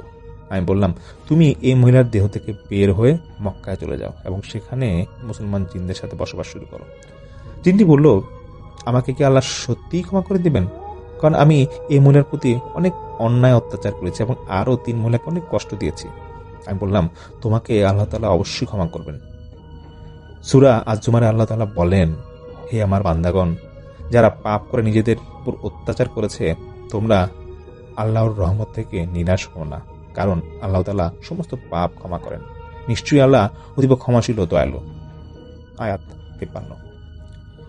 সে জিনটি কেঁদে ফেলল এবং বলল, যখন আমি মহিলাকে ছেড়ে চলে যাব, তখন তার কাছে আমার পক্ষ থেকে ক্ষমা চাইবেন, কারণ আমি তাকে অনেক কষ্ট দিয়েছি, অনেক। তারপর সে ওয়াদা করল এবং মহিলার দেহ থেকে বের হয়ে চলে গেল। এরপর আমি কিছু কোরআনের আয়াত পরে পানিতে ফুঁক দিয়ে সেই ব্যক্তিকে দিয়ে বললাম, এই পানি আঙিনায় ছিটিয়ে দিন। কয়েকদিন পর সেই ব্যক্তি আমাকে জানালো তার স্ত্রী এখন আলহামদুলিল্লাহ সম্পূর্ণ সুস্থ। এতে আমার কোনো কৃতিত্ব নেই, সবকিছুই আল্লাহর পক্ষ থেকে হয়েছে। সুমন, দেখো, আল্লাহ চাইলে কি না হয় আর কি না তিনি করতে পারেন। আজ আল্লাহর রহমতে আমি প্রথম কোনো জিনকে মুসলমান বানাতে পারলাম। যদি আল্লাহ না চাইতেন তবে হয়তো পারতাম না। আল্লাহর প্রতি বিশ্বাস থাকাটা খুবই জরুরি। যদি আল্লাহ চান তবে তোমার ভাগ্য খুলে যেতে পারে, কিন্তু সামনে আমার জন্য আরো বড় বিপদ অপেক্ষা করছিল, যা আমার জীবনে অনেক ক্ষতি নিয়ে এসেছিল এবং জীবনের কিছু অংশ ভেঙে শেষ করে দিয়েছিল। আর আজ তুমি সেই ঘটনা শুনতে চাইছো। আমি হুজুরকে বললাম, বলেন। রহিম হুজুর বলতে শুরু করলেন, মারিদ হয়তো তোমার কাছে একটি নাম বলে মনে হতে পারে, কিন্তু আসলে এটি একটি ভয়ঙ্কর শক্তিশালী জিনের নাম, যার শক্তির কথা তুমি এই ঘটনায় শুনতে পারবে। আমি বললাম, হুজুর, আমি শুনতে বসেছি, আপনি বলুন। হুজুর বললেন, আমি কখনো ভাবিনি যে আমার জীবনের পথ এই ধরনের দিক দিয়ে যাবে। এমন একটি জিনের সাথে আমার মোকাবেলা করতে হবে যা আমি স্বপ্নেও ভাবিনি। মানুষের জীবনে হঠাৎ এমন কিছু ঘটে যায় যা তুমি ভাবতেও পারবে না। হয়তো তুমি ভালো কিছু আশা করেছিলে, কিন্তু তোমার সাথে হয়ে গেছে অন্য কিছু, যার কারণে তুমি সারা জীবন এর মাসুল দিতে থাকছো। শোন, একটা কথা জানো, মানুষ জীবনে চলাফেরার পথে কাজকর্মের সব কিছু বানাতে পারে, কিন্তু জীবনে ঘটে যাওয়া ভয়ঙ্কর বাস্তবতা কোনো সময় বানাতে পারে না। তখন আমি সবকিছু নিয়ে ভালোই ছিলাম, কিন্তু আগের মতো ফিরে এসেছিল। সব ঠিকঠাকভাবে চলছিল। রাতে ইয়াকুব আসে এবং আমি ইয়াকুবকে জিজ্ঞাসা করি, আচ্ছা, আমাকে একটা কথা বলুন তো, সুন্দর জীবনে থাকার পরে মানুষের জীবনে মাঝে মাঝে নষ্ট হয় কি হবে? ইয়াকুব বলল, রহিম, কিছু জিনিস আছে যা আল্লাহ আমাদের করতে নিষেধ করেছেন, কিন্তু তুমি যদি বারবার তা করতে থাকো তাহলে তোমার জীবন তুমি নিজেই নষ্ট করবে। যেমন তুমি জানো উপকার করলে তার প্রতিদান আল্লাহ তোমাকে দিবেন, কিন্তু তোমার কাছে কেউ 10 টাকা চাইলো, তুমি দিতে পারো কিন্তু দিলে না, তাহলে কি বলবে? আমি কথা শুনে চুপ হয়ে গেলাম। ইয়াকু আমাকে বলে, রহিম তুমি সব জানো কিন্তু বলতে পারো না। আসলে কি জানো রহিম, মানুষের চাহিদা অনেক, যার কাছে যত আছে তার আরো বেশি লাগে। রহিম আসো আমার সাথে। আমি বললাম কোথায়? ইয়াকুব বলল আসো, দেখতে পাবে। ইয়াকুব আমাকে কবরস্থানে নিয়ে গেল। সেখানে নিয়ে গিয়ে দাঁড়িয়ে আমাকে বলল, রহিম এই যে কবরগুলো দেখছো এগুলো কিন্তু আগে থেকে ছিল না, আর যারা কবরের মধ্যে আছে তারা একসময় তোমার মতো জীবিত ছিল। হয়তো তাদের মধ্যে অনেকের প্রচুর টাকা ছিল, কারো বাড়ি ছিল, কিন্তু দেখো শেষ ঠিকানা কিন্তু কবর। তোমার আমার সবার শেষ ঠিকানাও এই কবর হবে, এতে কোনো ভুল নেই। রহিম তুমি আলেম হয়েছ, এতে কি আল্লাহর কোনো লাভ আছে? না, কোনো লাভ নেই। লাভ হবে তোমার, কারণ কবরের প্রশ্নের উত্তর তুমি সঠিকভাবে দিতে পারবে, কিন্তু যদি তুমি সত্যিকারের ইমানদার হও তাহলে পারবে। তুমি কি ভাবছো টাকা, বাড়ি, গাড়ি এগুলো কবরে যাবে? আসলে এগুলো যদি যাওয়ার কোনো ব্যবস্থা থাকতো তাহলে পৃথিবীটা টাকায় ভর্তি থাকতো।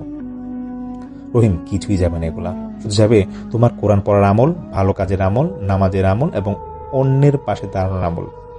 এই আমলগুলোই তোমাকে জান্নাত পর্যন্ত নিয়ে যাবে। চলো রহিম, হাঁটতে হাঁটতে কথা বলি। আমি চুপচাপ ইয়াকুবের সঙ্গে হাঁটতে থাকি। ইয়াকুব বলে, রহিম কবরের মধ্যে যখন তোমাকে শোয়ানো হবে সবাই চলে যাবে, তখন রহমতের 2জন ফেরেশতা আসবে, তাদের নাম মুনকার নাকির।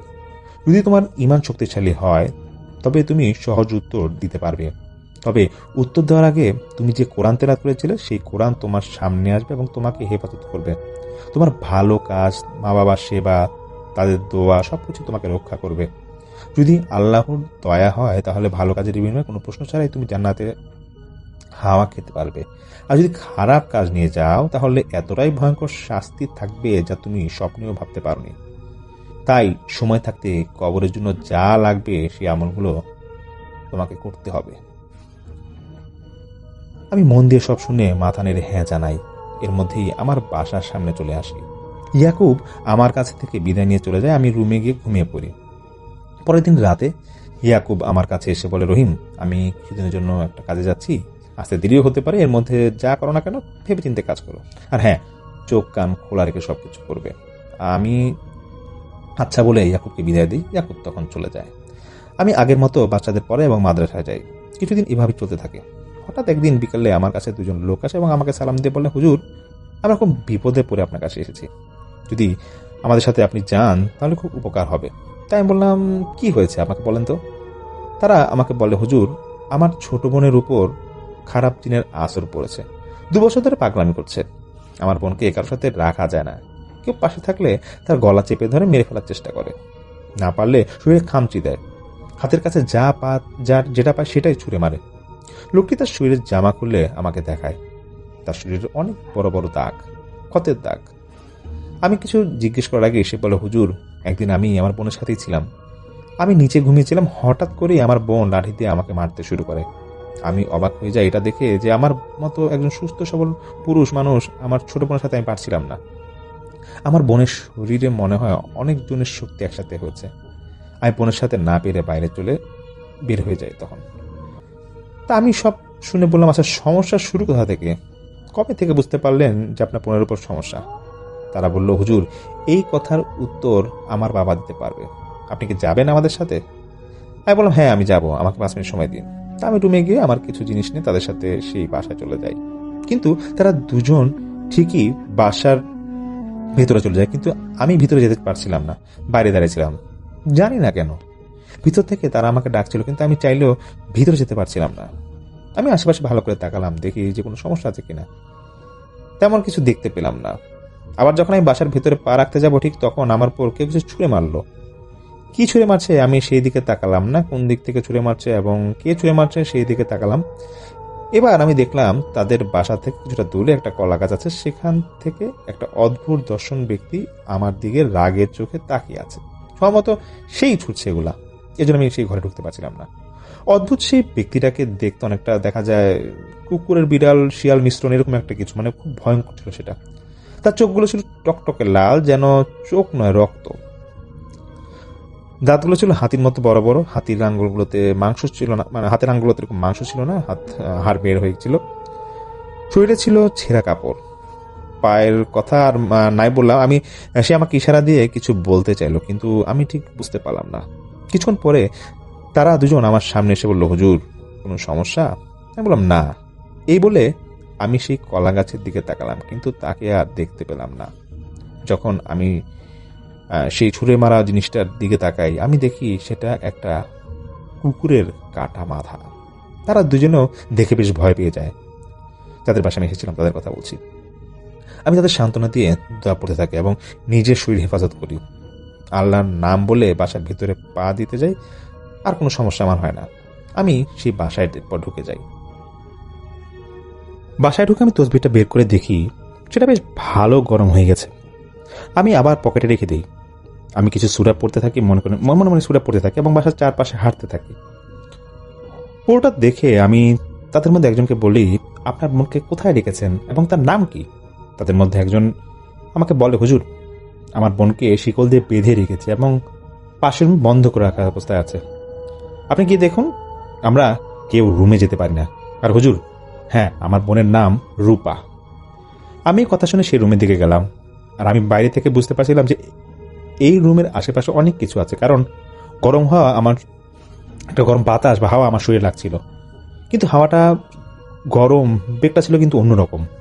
আমি বিসমিল্লাহ বলে দরজায় হাত রাখি, আর কিছু বোঝার আগে আমি ছিটকে পড়ে যাই কিছুটা দূরে। এটা দেখে সবাই আমার কাছে এসে আমাকে উঠে ধরে দাঁড়া করায়। আমি উঠে নিজেকে স্বাভাবিক করার চেষ্টা করি। তাদের মধ্যে একজন আমাকে বলে, হুজুর আপনি ঠিক আছেন? আমি বললাম, হ্যাঁ আমি ঠিক আছি, আপনারা এই জায়গা থেকে সরে যান। এটা তো শুরু, এরপরে আর অনেক কিছু হতে পারে যা আপনি চাইলেও দেখতে পারবেন না। তারা আমার কথা শুনে সবাই দূরে সরে যায়। আমি আল্লাহর নাম নিয়ে আবারও সামনে যাই এবং সেই রুমের দিকে যাই। দরজায় গিয়ে দেখি আমি কিছু সূরা পড়ে দরজায় তখন ধাক্কা দেওয়ার চেষ্টা করি এবং সাথে সাথে দেখি দরজা খুলে যায়। কিন্তু আমি এবার দেখতে পাই, আমি যেখানে পা রেখে ভিতরে ঢুকবো সেখানে বিশাল একটা বড় সাপ বসে আছে। কত বড় সেটা বলে বোঝাতে পারবো না আমি, তবে হ্যাঁ, একটা মানুষকে কোনো সমস্যার সারে গিলে ফেলতে পারবে এমন বড় একটা সাপ। আমি সাপটা দেখে কিছুটা দূরে সরে যাই, কারণ সত্যি সাপ হলে কামড় দিতে পারে, আর যদি আমাকে মায়া দেখায় তাহলে কিছুক্ষণের মধ্যে চলে যাবে। আমার থেকে কিছুটা দূরে দাঁড়িয়ে সবাই আমার এসব কাণ্ড দেখছিল। তারা হয়তো বুঝতে পারছে যে আমি কিছু দেখে ভয় পেয়েছি। আমি দাঁড়িয়ে দোয়া পড়তে থাকি এবং চোখ বন্ধ করে ফেলি। কিছুক্ষণ পর দেখি সাপটা নাই। বুঝতে পারি আমাকে মায়ার জালে বাঁধতে চাচ্ছে। আমাকে মায়ার জালে জড়াতে পারতো যদি তসবিটা আমার কাছে না থাকতো। এই তসবিটির শক্তি বোঝানোর মতো নয়, কারণ একটি 100টি শক্তিশালী জিনকে আঘাত করার মতো বা শাস্তি দেওয়ার মতো শক্তি ধারণ করে। যাই হোক, এই তসবির শক্তির ঘটনা অন্য এক এপিসোড হয়তো আপনাদের মাঝে শেয়ার করা হবে। এরপর আমি রুমের ভিতরে যাই।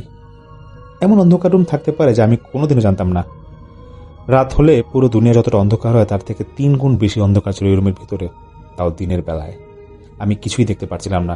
আমি দরজাটা ভালো করে খোলার জন্য দরজার কাছে যাই। যে মুহূর্তে আমি দরজার হাত দিতে যাব সেখানে আমার কানে একটা আওয়াজ আসলো, কিরে ভয় পাচ্ছিস নাকি? আমার কাছে আয়, ভয় পেলে কাজ করবি কিভাবে? খুব একটা অন্যরকম কণ্ঠে এই কথাগুলো বলছিল। আবার সেই ভয়েসটা আমি শুনতে পাই, অন্ধকারে ভয় লাগছে তোর? আরে মূর্খ মানব, একদিন তুই এই অন্ধকার দুনিয়ায় আসবি, তখন কি এভাবে ভয় পাবি নাকি? তোরা মানুষ কত কিছুতে ভয় করিস, তার শেষ নাই, কিন্তু মৃত্যুকে ভয় পাস না। যা, তোকে অনুমতি দিলাম। এই কথা বলার সাথে সাথে অন্ধকার সরে যায়, ঘরটা আলোকিত হয়ে ওঠে।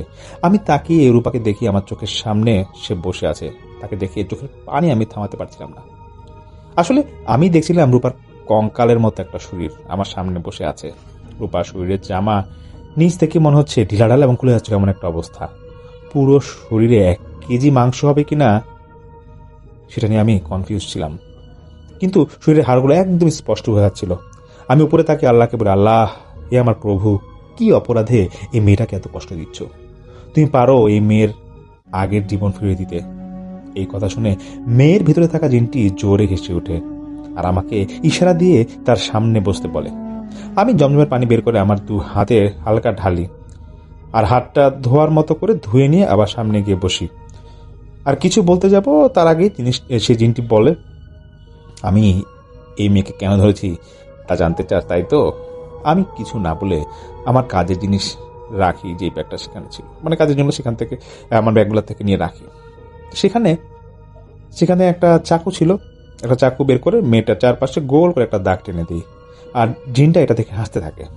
আমার দাগ টানা শেষ হলে আমি মেয়েটার সামনে বসে জোরে জোরে একটা চর মারি, দুটা এরকম চর মারি মেয়েটার গালে।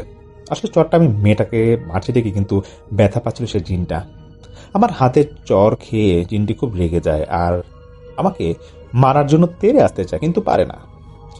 এবার আমি হাসিতে বলি, তোর না এত শক্তি, কিছুতেই ভয় পাস না? তাহলে এই দাগ থেকে বের হয়ে দেখা, যদি পারিস তাহলে আমি নিজ থেকে তোর কাছে ক্ষমা চেয়ে চলে যাব, আর না পারলে তুই কি করবি সেটা বল। জিনটি কুকুরের মতো গর্জন করতে শুরু করে। আমি আবার বলি, কিরে, বের করে দেখা, বের হয়ে দেখা, তুই কি ক্ষমতা, শেষ তোর ক্ষমতা? শোন, সব ক্ষমতার একটা সীমাবদ্ধতা থাকে, আর আমাকে এখন ভালো করে বল, কেন এই মেয়েটাকে কষ্ট দিচ্ছিস? জিনটি আমাকে বলে, আমি নিজের ইচ্ছে আসিনি, আমাকে পাঠানো হয়েছে, আর এই মেয়ে শরীরের সব রক্ত খেয়ে মেরে ফেলার আদেশ আছে আমার উপর। আমি বলি, কে দিয়েছে এই আদেশ? এভাবে জিনটির সাথে কথা বলতে বলতে ভুলে আমার পা নড়াচড়া করার কারণে দাগের একটি অংশ মুছে যায়, আর জিনটি আমার হাত থেকে পালিয়ে যায়, আর মেয়েটি ওইখানে অজ্ঞান হয়ে শুয়ে পড়ে। আমি জমজমের পানি মেয়েটা শুয়ে ছিটিয়ে দিই এবং কিছুটা মাথায় দিয়ে বাইরে চলে আসি। সবাই আমাকে দেখে আমার দিকে আসতে থাকে, আর আমি বুঝতে পারছিলাম তাদের মনে হাজারো প্রশ্ন ঘুরপাক খাচ্ছিল। আমি তাদেরকে বলি, আপনাদের মেয়ে এখন শুয়ে আছে, শয়তানটি পালিয়েছে, কিন্তু আবারও আসবে, আর আমি দেখব কিভাবে রূপার ক্ষতি করতে পারে। আপনারা ভয় পাবেন না, আমি আছি। রূপা ঘুম থেকে উঠলে কিছু খাবার দেবেন আর সাথে পানিটাও খাওয়াবেন। আজ আমি আসি, কালকে আবারও আসবো, আমার অনেক কিছু জানতে হবে। এই কথা বলে আমি সেদিনের মতো চলে আসি, আর রাতে ইয়াকুবকে স্মরণ করি। কিছুক্ষণের মাঝে ইয়াকুব হাজির হয়ে যায় আমার কাছে। আমি বলি, ইয়াকুব, আচ্ছা, আমি তো সেখানে গিয়েছিলাম, আপনি আমার সেখানে তো আসতে পারতেন, কিন্তু আসলেন না কেন? ইয়াকুব বলে, রহিম, সব কাজ যদি আমাকে লাগে তাহলে তুমি বড় হবে কবে? কিছু কাজ নিজেই করার চেষ্টা করো, আর এমনিতে তো তুমি সব জানো কি করতে হবে। যদি বেশি সমস্যায় পড়ে যাও, তখন আমি থাকবো তোমার পাশে। আর আমারও তো এরকম মাঝে মাঝে দেখা যায় যে ব্যক্তিগত অনেক কাজ থাকে, বুঝে তো নিয়েছো তুমি, তাই না? আচ্ছা, বাদ দাও, কি বুঝলে আর কি হয়েছে আমাকে বলো। আমি ইয়াকুবকে সব খুলে বলি শুরু থেকে। ইয়াকুব সব শুনে আমাকে বলে, একটা কথা বলি রহিম, যে ব্যক্তি ধৈর্য ধারণ করতে পারবে সে কখনো সফলতা থেকে বঞ্চিত হবে না। হয়তোবা সফল হওয়ার জন্য তার একটু বেশি সময় লাগতে পারে, কিন্তু সে সফলতা পাবেই যদি নসিবে থাকে। তাই শরীরকে এবং নিজেকে শান্ত রাখার চেষ্টা করো, সবকিছুতেই বেশি বাড়াবাড়ি মানায় না। আমি বললাম, আপনি কি বলছেন? যদি আজ আপনি সেই মেয়েটাকে একবার দেখতেন তাহলে আজ হয়তো এভাবে বলতে পারতেন না। এই মেয়েটা যদি আমার মেয়ে হতো, আপনি কি তখন এভাবে বলতে পারতেন? ইয়াকুব কিছু বলতে যাচ্ছিল, তখন আমি তাকে থামিয়ে দেখলাম সে কিছু করে নাকি, কিন্তু সে চুপ হয়ে থাকলো। তখন আমি তাকে আবার বললাম, দেখেন, আমি কোনো ভুল করি নাই, সেটা আপনিও ভালোভাবে জানেন, কিন্তু চোখের সামনে যখন এমন কিছু দেখি তখন নিজেকে ঠিক রাখা খুব কষ্টকর হয়ে যায়। আমি আল্লাহর কাছে একটা দোয়া করি, আমার শত্রু যেন এমন অবস্থায় না পড়ে। আজকে আমি যে অবস্থাটা দেখেছি সেটা চোখ থেকে ভোলার মতো না। ইয়াকুব এরপর বলল, রহিম, তবুও তুমি আমার কথা মনে হয় এরকম বুঝতে পারোনি, তোমার জিনদের শরীরে আঘাত করা উচিত হয়নি। আমি বললাম, শুনুন, আমি সব বুঝেই কাজ করেছি, এরপর কি হবে তা দেখে নিব। এখন আপনি বলেন, এ ব্যাপারে কিছু করতে পারবেন কিনা বা কিছু জানেন কিনা। ইয়াকুব বলল, আমাকে খোঁজ নিতে হবে, দেখে কিছু জানতে পারি কিনা। তবে রহিম, যাই করো চোখ কান সবসময় খোলা রাখবে, আর রাগের মাথায় ভুল কিছু করো না, না হলে এর মাসুল গুনে শেষ করতে পারবে না। আর হ্যাঁ, কালকে তুমি যাও, তাদের মুখ থেকে সবকিছু শুনে নাও, হয়তো এর থেকে কিছু প্রশ্ন উত্তর তোমার কাছে তুমি পেয়ে যাবে তাদের কথা শুনি। আজ আমি যাই, দেখি কি করা যায়, তারপর তোমাকে সব জানাবো। তো এই কথা বলে ইয়াকুব চলে গেল। আমার শরীরে তখন অনেক রাগ ছিল, মনে মনে ভাবছিলাম একটা দুটা চর মারা ঠিক হয়নি, আরো কিছু চর মারতে পারলে মনটা খুব ভালো লাগতো, কারণ মেয়েটাকে না দেখলে কেউ বুঝবে না, আর যদি এই মেয়েটাকে কেউ দেখে তার চোখের পানি ধরে রাখতে পারবে না, মনে হবে এই মেয়েটার মরে যাওয়াই ভালো। যাই হোক, আমি পরের দিন সেই বাসায় যাওয়ার জন্য বের হলাম। মাঝ রাস্তায় সেই অবয়বটির সাথে আমার দেখা হলো, যাকে আমি সেদিন রূপাদের বাসার কাছে কলা গাছের নিচে দেখেছিলাম বাসায় ঢোকবার সময়। আমাকে দেখে সে কিছুটা দূরে সরে গেল। আমি সেদিকে তেমন পাত্তা না দিয়ে নিজের মতো করে আল্লাহ জিকির করতে করতে হাঁটতে থাকলাম। কিছু দূর যাওয়ার পর পিছন থেকে সে অবয়বটি বলল, মরণ নিয়ে খেলছো, সামলাতে পারলে ভালো। জানো তো আগুন থেকে দূরে থাকাটাই তোমার জন্য ভালো হবে। আগুন দূর থেকে তো দেখতে ভালো লাগে, কিন্তু কাছে গেলে কতটা ভয়ঙ্কর, পুরো ছাই হয়ে যায়, তাই না? তা আমি এই কথাগুলো শুনে থেমে গেলাম এবং পিছনে ফিরে তাকালাম। দেখি সবটা আমার থেকে দূরে, কিন্তু গাছের আড়ালে দাঁড়িয়ে আছে। সে আবার বলল, শুধু তসবি দিয়ে আর সাথে সঙ্গী দিয়ে আমাকে কিন্তু থামানো যাবে না, মরণকেও থামানো যাবে না। মরণকে থামাতে ক্ষমতা লাগে, জাদু লাগে, আর না পারলে মরতে হবে। আমি চুপ করে শুনে আবারও সেই বাসার দিকে যেতে থাকলাম, হাঁটতে লাগলাম। আমার বাসার কাছাকাছি আসার আগে একটা আম গাছ পড়লো। সেই আম গাছের ডালের উপরে বসে আমাকে সেই অবয়বটা বলতে লাগলো, সময় থাকতে পালানো কি উত্তম না? মরণের ঘরে একবার ঢুকে গেলে বাঁচবার তো কোনো উপায় নেই, তখন পালানোর জায়গাও পাবে না। চাইলে কি আর সব কিছু করা যায়? করতে গেলে মরতে হবে, নয়তো ভুগতে হবে সারা জীবন।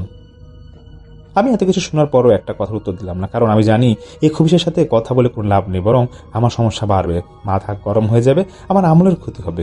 তাই আমি আল্লাহর নাম নিয়ে সে বাসায় ঢুকে গেলাম। আমাকে দেখে সবাই অনেক খুশি হলো, কারণ 2 বছর পরে তাদের মেয়ে তাদের মায়ের হাতে ভাত খেয়েছে, তার মায়ের বুকে মাথা রেখে ঘুমিয়েছে, বাবা মা ভাই সবাইকে ডাক দিয়েছে।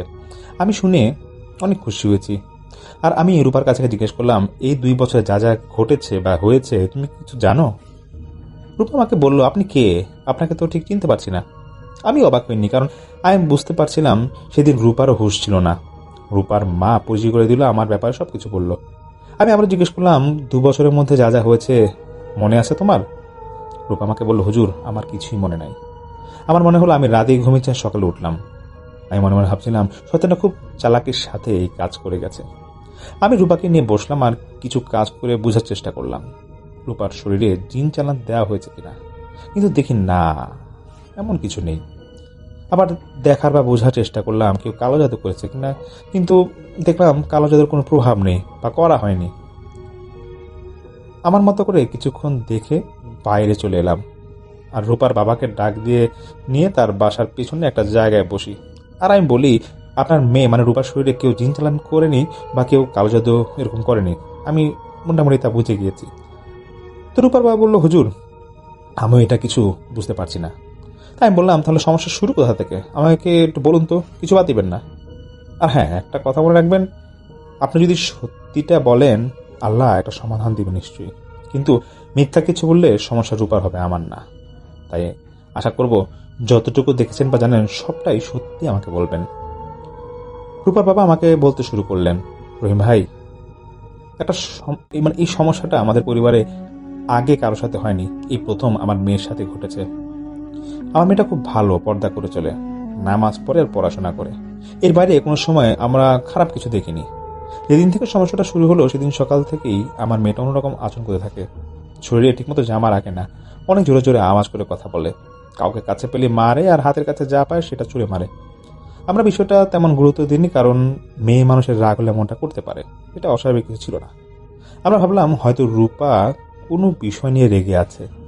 কিছুদিন আমরা এসব অস্বাভাবিক বিষয়গুলা মোটামুটি স্বাভাবিকভাবেই শুরুর দিকে নেই, কিন্তু দেখি এটা দিন দিন বাড়তে থাকে আর পরিবারের সবার সাথেই এমন করতে থাকে। একটা সময় বিরক্ত হয়ে আমরা রূপাকে ভালো একজন মানসিক ডাক্তার কাছে নিয়ে যাই, কারণ রূপার আচরণ ছিল মানুষ প্রকৃতির মতো। ডাক্তার রূপাকে দেখে রূপার সাথে কথা বলে এবং আমাদের কাছে এসে তারপর বলে আপনার মেয়ের তেমন কোনো সমস্যা না, এটা স্বাভাবিক। আসলে এই ধরনের সমস্যা সবারই টুকটাক থাকে। আপনার মেয়ে কিছু জিনিস নিয়ে খুব বেশি চিন্তা করে, ওই চিন্তার কারণে ওর এই সমস্যা হয়। যাকে সামনে দেখে তাকে সে খুব খারাপ মানুষ ভাবে, আসলে সে কি চিন্তা করে সেটা আপনাদের জানা দরকার। এই কথা বলে সাথে কিছু ওষুধ লিখে দেন ডাক্তার। তা আমি রূপাকে নিয়ে বাসায় চলে আসি। সেদিন মতো রূপার আর কিছু হয়নি। পরের দিন সকালে আমি রূপাকে জিজ্ঞেস করলাম, আচ্ছা মা, তোর কি হয়েছে, তুই এমন করছিস কেন বলতো একটু। আমাকে খুলে বলবার চেষ্টা করি, মানে খুলে বলতে বলি রূপাকে। রূপা কোনো কথা না বলে চুপচাপ রুমে চলে যায়। আমি ভাবলাম হয়তো মনটা খারাপ, তাই এইভাবে চলে গেল। আমি আর সেদিন রূপাকে কিছু জিজ্ঞেস করিনি, কিছুদিন ভালো চলতে থাকে। আসলে আমার রুমের পরে আমার 2 ছেলের রুম, তারপরে আমার মেয়ের রুম। রাতে আমরা তেমন রূপাকে নিয়ে ভাবতাম না, কারণ রাতে তো সবাই ঘুমায়, আমরা ভাবতাম রূপা হয়তো ঘুমাচ্ছে, এই জন্য আর কোনো সময় দেখতে এরকম চাইনি। যাই হোক, আমরা সেরকম ওকে কখন দেখতে যাইনি আর কি। তো হয়তো এটাই আমাদের বড় ভুল ছিল। কিছুদিন পর আবার এই সমস্যা শুরু হলো, কিন্তু সমস্যা হলো অন্যরকম, আগের মতো না। আমাকে দেখলেই বলতো চাচা বলে উঠতো। আমার মেয়ে আমার বউকে দেখলে, মানে রূপা, তার মাকে দেখলে আপা বলে ডাকতো। আমার ছেলেদেরকে মামা, খালু, কোনো সময় নানা বলে ডাকতো।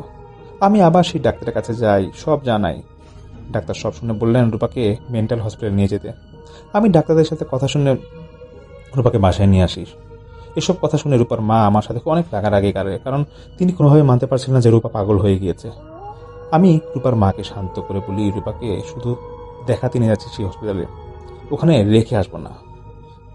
কোনোভাবেই আমি রূপার মাকে রাজি করাতে পারলাম না, কিন্তু অনেক বলার পর প্রায় 1-2 দিন লেগেছিল, তারপর তিনি রাজি হয়। পরের দিন আমি 2 দিন পরে এরকম আমি রূপাকে নিয়ে সেই মেন্টাল হসপিটালে যাই। সেখানে সবকিছু করাতে 2 দিন সময় লাগে, কিন্তু অবাক করা বিষয় হলো সেখানে ভালো ভালো ডাক্তাররাও রূপার সমস্যার কোনো হদিস খুঁজে পায় না, সব ঠিক আছে বলে জানিয়ে দেয়। তাহলে আমার প্রশ্ন, আমার মেয়ে এমন আচরণ কেন করছে? ডাক্তারের তো কোনো তারা কোনো রোগ খুঁজে পাচ্ছিল না। তারা তাদের মতামত বলে গেছেন, আমি শুনেছি, কিন্তু তাদের উত্তর আমার মনের মতো হয়নি, যা দিয়ে আমার মন শান্তি হতে পারত। যাই হোক, আমি সেখানে সব কাজ শেষ করে রূপাকে নিয়ে বাসায় নিয়ে আসি এবং বাসার সবাইকে সব খুলে বলি। সবার মনটাই খারাপ ছিল, কারণ ঘরের একমাত্র মেয়ে এমন অবস্থা হলে পরিবারের উপর দিয়ে কি যায় সেটা একমাত্র পরিবার বুঝতে পারে। একদিন আমার স্ত্রী আমাকে বলল, আচ্ছা তুমি আমাদের এলাকার মসজিদ থেকে পানি পড়া নিয়ে এসো, খাইয়ে দেখি কি হয়। যদি আল্লাহর রহমত ভালো হয়ে যায়, বলা তো যায় না আল্লাহর কার উসিলায় কাকে ভালো করে দেয়। রূপার মায়ের মুখে এই কথা শুনে আমি কিছুটা ভরসা পাই। পরের দিন আমি এলাকার মসজিদে গিয়ে হুজুরকে সব কথা খুলে বলি। তো মসজিদ হুজুর আমার সব কথা শুনে বললেন যে ভাইজান, এই সমস্যার সমাধান পানি পড়া দিয়ে হবে, এটা জিনের সমস্যা, আপনার মেয়েকে হয়তো কোনো খারাপ জিন ধরছে। তো হুজুরের কথা শুনে আমি কিছুটা অবাক হয়েছি, আবার ভাবলাম হুজুর না দেখে না জেনে কি বলছে এগুলা বলতে বল। তো হুজুর আমার দিকে তাকে বুঝতে পারলেন যে আমি এইসব কথা বিশ্বাস করছি না। তো হুজুর আর কিছু না বলে একটা ফল আর 1 বোতল পানি দিয়ে বললেন, ভাই আপনার বিশ্বাস হচ্ছে না, আমি জানি, এই ফলটা আপনার মেয়েকে খাওয়াবেন, তারপর আপনি নিজেই দেখতে পারবেন, আমাকে বিশ্বাস করতে হবে না। আর যদি ভয় পাওয়ার মতো কিছু দেখেন তাহলে এই পানি ছিটিয়ে দিবেন, তারপর দেখবেন সব কিছু আগের মতো স্বাভাবিক হয়ে যাবে। কিন্তু হ্যাঁ, আপনার মেয়েকে রশি দিয়ে বেঁধে রাখবে, না হলে বড় সমস্যা হতে পারে। আমি জিনিসগুলো নিয়ে বাসায় ফিরে আসি। আসলে জিন ভূত এসবের প্রতি আমার তেমন বিশ্বাস ছিল না, কারণ আমার সাথে কোনো সময় এসব ঘটনা ঘটেনি। যাই হোক, আমি বাসায় এসে রূপার মা এবং আমার 2 ছেলেকে সব বলি। তারা সবাই বিশ্বাস করেছিল, একমাত্র আমিই ছাড়া। আমার মনে হচ্ছিল এটা ডাক্তারি সমস্যা। আমার কথা শুনে বাসার সবার মনে হয়েছিল এটা জিনের সমস্যা। আমি তাদের সবার এক মত দেখে কিছুটা রাগারাগি বলি যে আমার মেয়ে জিনের সমস্যা হবে কেন? ওই হুজুর কিছু না দেখে আন্দাজ একটা কথা বলে দিয়েছে, এসব পাগল হুজুরদের কথা বিশ্বাস হয় কি হবে তোমাদের? তার উপর আমার মেয়েকে না দেখে বলে দিল, এটা কিভাবে মানা যায় যে একটা রোগীকে না দেখে হুজুর এত কিছু বলে দিল? আমি এসব কথা শুনে বাসার সবাই আমাকে এরকম অনুরোধ করতে থাকে এবং বলে যে একবার হুজুরের কথা মতো কাজটা করবার জন্য। অনেক জোরাজুরি করে ভাষা হবে আমাকে, পরে আমি রাজি হই এবং তাদেরকে একটা শর্ত দিই, যদি এটা করে কিছু না হয় তাহলে আর কোনোদিন কোনো হুজুরার কথা আলোচনা করা হবে না। তারা আমার এক কথায় রাজি হয়ে যায় এবং আমার কিছু আমি বলতে পারি না। সন্ধ্যার অপেক্ষা ছিল। রাতে আমি সেই ফলটা আমার মেয়েকে খাওয়াই এবং সাধারণভাবে বেঁধে রাখছি, কারণ আমি জানতাম তেমন কিছু হবে না, কারণ এটা ডাক্তারি সমস্যা। যাই হোক, ফলটা খাওয়ার কিছুক্ষণ পরেই ওর তেমন কিছু হয়নি। আর আমাদের রুমটা ছিল বড়, আমরা সবাই রুমের মধ্যে ছিলাম। এভাবে 30 মিনিট অপেক্ষা করার পরে আমরা সবাই দেখলাম আমার মেয়ে স্বাভাবিক আছে। আর আমাকে বলছে, বাবা আমাকে এভাবে বেঁধে রেখেছো কেন? খুলে দাও, আমি ব্যথা পাচ্ছি। আমি হাসতে হাসতে বলি, বাসার সবাইকে, দেখছো আমার কথা মিলছে, এবার আমার মেয়েকে জিনে ধরেনি, এটা বুঝতে পারছো তোমরা? তো এই বলে যখনই আমি আমার মেয়ের কাছে যাই, আমাকে সজোরে একটা লাথি মারে। আমি ঘরের দরজার সাথে বাড়িকে নিচে পড়ে যাই। সবাই অবাক হয়ে যায়, কারণ হঠাৎ করেই এমন কিছু তারাই প্রথম দেখলো। সবাই আমাকে ধরে তুলে দাঁড়া করায়। আমি পেটে খুব ব্যথা পেয়েছিলাম। তারপরও আমি শক্তিতে দাঁড়িয়ে আমার মেয়ের দিকে তাকাই। দেখি আমার মেয়ের রূপ পুরো পরিবর্তন হয়ে গেছে। আমরা সবাই অনেক ভয় পেয়ে যাই, কারণ আমার মেয়ের মুখে কাটা দাগ, কপালে কিছু অংশের মাংস মনে হয় কেউ হাত দিয়ে টেনে ছিঁড়ে ফেলেছিল। চোখের মণি সাদা, সাদা মণির পাশ দিয়ে লাল রক্ত। চাপার দিক দিয়ে দাঁত বের হয়ে আছে। দাগগুলো কেমন তা বলতে পারবো না। আমার মেয়েকে ওইভাবে ভালো মানুষ দেখলেও ভয় পেয়ে যাবে। আমার মেয়ের গায়ের রং ছিল সাদা, কিন্তু সেটা এমন হয়ে গেছে কালো এবং সবুজ মেশালো যে রং, ঠিক সেরকম। আমরা সবাই এটা দেখে ভয় দূরে সরে যাই। আমার মেয়ের কণ্ঠ পুরো বদলে গেছে। মেয়ে এবং ছেলের গলার মিশ্রণে একটা ভয়েস ছিল তখন তার মুখে। আমাকে বলে, তুই কি খাওয়াইলি রে মজনু? আমাকে কিভাবে খাওয়াইলি? ভেবেছিস এসব করলে তোর মেয়ে রূপা ভালো হয়ে যাবে? যতদিন আমি না চাইবো তোর মেয়ে ভালো হবে না। রূপা তোদের মেয়ে, কিন্তু রূপার শরীর এখন আমার। রক্তটা আমার, মাংসটাও আমার। যখন আমার খাওয়া শেষ হবে তখনই তোর মেয়েকে পেয়ে যাবি। এর মধ্যে কেউ বিরক্ত করতে আসলে তার পরিণতি হবে মৃত্যু। আবার বলছি, তোরা আমাকে কিছু করতে পারবি না। এই বলে উঠে এসে আমার গলা চেপে ধরে আমার মেয়ে। আমার দুই ছেলে, আমার বউ, তারা তিনজন মিলেও ছাড়তে পারছিল না। আমার নিঃশ্বাস বন্ধ হয়ে যাচ্ছিল। রূপা আমার মুখের কাছে এসে দাঁত বের করে বলল, আমাকে জাগানোর পরিণাম কি হয় দেখবি? ধমক দিয়ে বলে, দেখবি না? এই বলে আমার বড় ছেলেকে ধাক্কা দিয়ে ছুঁড়ে ফেলে দেয়। আমার বড় ছেলে দেয়ালের সাথে আঘাত পেয়ে জ্ঞান হারিয়ে ফেলে। এটা দেখে রূপার মাও জ্ঞান হারায় আর আমাকে ছেড়ে দিয়ে জোরে চর মারে। আমি চরকে সেখানেই প্রায় হতভম্ব হয়ে দাঁড়িয়ে থাকি। এরপর আর কিছু বলতে পারি না। সকালে যখন আমার সেন্স আসে, আমি দেখি আমি রুমে শুয়ে আছি। আমরা সবাই একসাথে ছিলাম পাশাপাশি। আমি আমার ছোট ছেলেকে জিজ্ঞাসা করেছি কি হয়েছিল। আমার ছেলে আমাকে বলে, বাবা তুমি রাতে জ্ঞান হারানোর পরে আমি তাড়াহুড়া করে গিয়ে হুজুরি থেকে পানি পড়া নিয়ে আসি। রূপার শরীরে ছিটিয়ে দিলে রূপা জ্ঞান হারায়, আর আমি পানি ছিটিয়ে মা এবং বড় ভাইয়ের জ্ঞান ফেরানোর চেষ্টা করি এবং সেটা সম্ভব করি, এবং তোমাকে ধরে নিয়ে তারপর রুমে শুয়ে দিই। আমি জিজ্ঞেস করি, রূপা কোথায়? আমার ছেলে আমাকে বলে, বাবা রূপা এখন ঘুমাচ্ছে। আমি কান্নায় ভেঙে পড়ি আর বলি, বাবা এখন কি করব? রূপা যা করছে এটা স্বাভাবিক কোনো মানুষ করতে পারে না, আর একটা মেয়ের পক্ষে এটা করা অসম্ভব। আমার ছেলে আমাকে বলে, বাবা তুমি আবার হুজুর কাছে যাও, হয়তো উনি কোনো সমাধান দিতে পারবেন। আমি সেদিন বিকেলবেলা সেই হুজুরের কাছে যাই। আসলে কথা বলতে আমার নিজের কাছে লজ্জা লাগছে রহিম ভাই। আমি আমার জীবনে কখনো নামাজ পড়িনি। আমি মুসলিম ঠিকই, কিন্তু নামে ছিলাম, কাজে না। আপনার কাছে বলতে আমার লজ্জা নেই, কারণ সত্যি বলতে পারছি। আমি কখনো আমার ছেলে মেয়েকে নামার জন্য জোর করিনি। তাদের মতো করে তাদের জীবন চালাতে বলেছি। তাদের যা ভালো লাগতো তাই করতো, যা ভালো লাগতো তাই তারা পড়তো। আমি এসব নিয়ে কখনো মাথা ঘামাইনি। কোনোদিন বলিনি রূপাকে বোরকা পরে বাইরে যাও, পর্দা করো। তার যেমন পোশাক পরতে ভালো লাগতো তাই পরতো। আমার ছেলেদের বেলাতেও তাই। আমার বাসা থেকে কিছুটা দূরে একটা মসজিদ আছে। আমি গত 24 বছরে জানতাম না, যে কারণ আমি সেই দিক দিয়ে যেতাম না কখনো।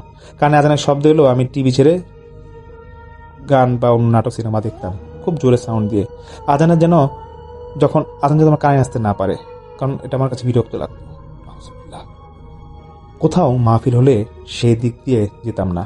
আর যদি কেউ দোকানে বা রাস্তায় হাদিস বা জ্ঞান দিতে আসতো আমার কাছে, তাদের সাথে অনেক রাগারাগি হতো।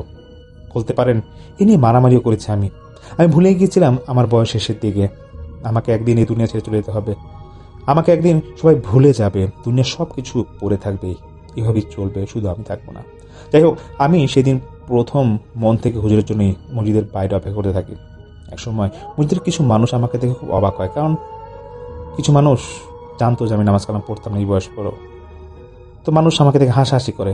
আমি তাদের এসব তেমন গুরুত্ব দিইনি। একসময় হুজুর বাইরে আসেন, আমি হুজুরকে সব করে বলি, আমার মেয়ের জন্য কিছু করতে বলি যাতে রূপা তাড়াতাড়ি ভালো হয়ে যায়। হুজুর আমাকে বলেন, দেখেন মজনু, মানে সে আমাকে হুজুর বুঝায় যে দেখেন মজনু ভাই, সব কিছু আমাদের হাতে থাকে না। আপনার মেয়ে ভালো হবে যদি আল্লাহ চান।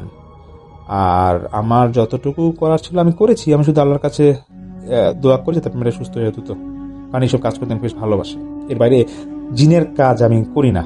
তবে আপনার চোখের পানি দেখে আমার ভালো লাগছে না। আপনাকে একটা ভালো হুজুরের ঠিকানা দিচ্ছি, আশা করি এর সমাধান আপনি পাবেন। আমি হুজুরের থেকে ঠিকানা নিয়ে চলে আসি। সেদিন রাতে শুরু হয় অন্য কিছু, যা আমাদের সবার মনে ভয় সঞ্চার করে। রাতের বেলা আমরা সবাই রূপার রুম থেকে অনেক শব্দ শুনতে পাই, যেমন কিছু খাবারের শব্দ, কিছু ভেঙে যাওয়া শব্দ।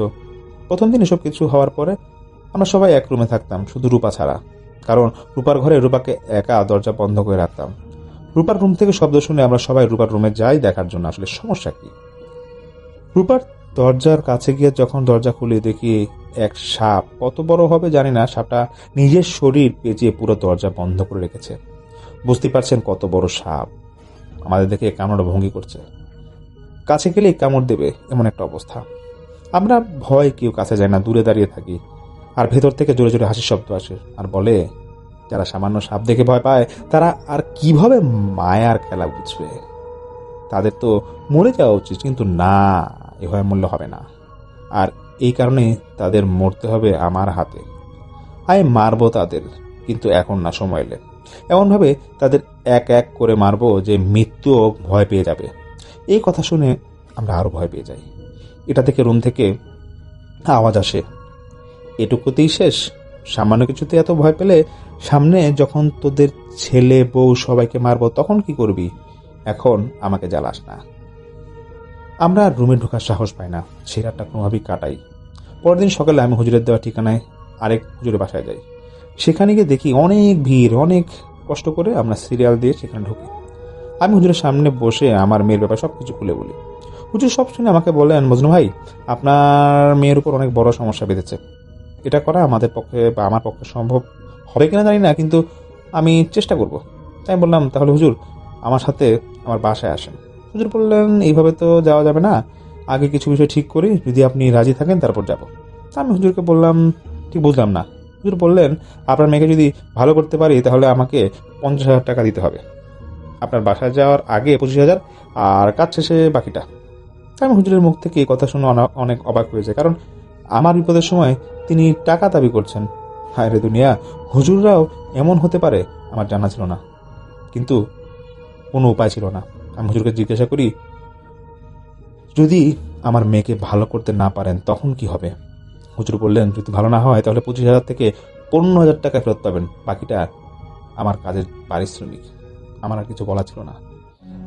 দু একজন হুজুরের জন্য সবাই হয়তো ওনাদের মতো হুজুরের জন্য হয়তো হুজুরদেরকে অনেকে তুচ্ছ তাচ্ছিল্য মনে করতে পারেন কাজগুলাকে। যাই হোক, টাকার কথা ভাবছিলাম না, আমার মেয়েকে ভালো করা দরকার ছিল, তাই আমি রাজি হয়ে যাই।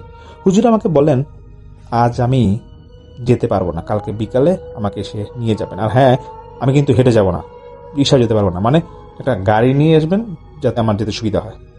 বিশ্বাস করুন রহিম ভাই, এই কথা শুনে আমার শরীরে কষ্টের চেয়ে রাগ বেশি হচ্ছিল। আমার মনে হচ্ছে তিনি একজন ব্যবসায়ী, তিনি কোনো হুজুর না। হুজুরা কখনই এমন হতে পারে না।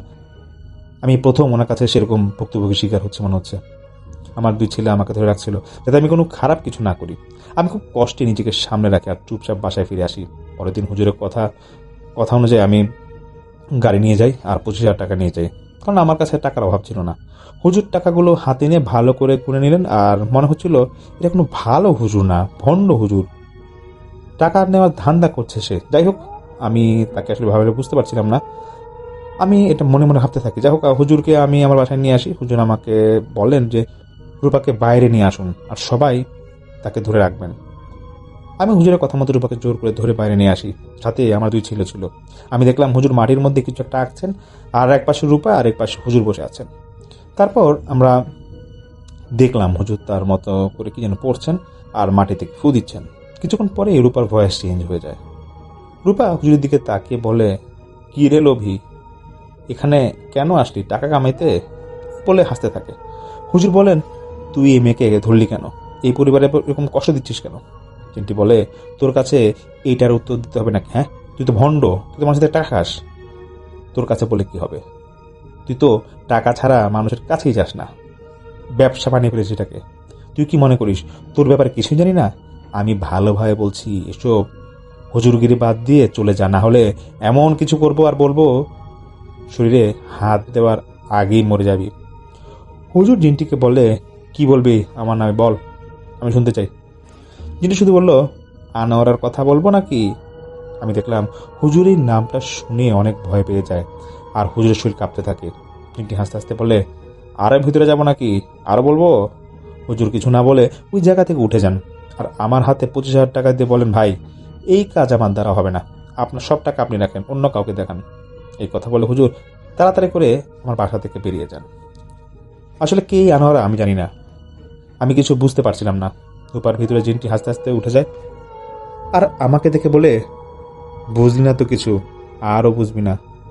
শুন, কারোর সাথে মোকাবেলা করতে গেলে তার দুর্বলতা কোথায় সেটাকে জানতে হয়, আর সেটা জানা গেলে তোর জয় কেউ আটকে রাখতে পারবে না।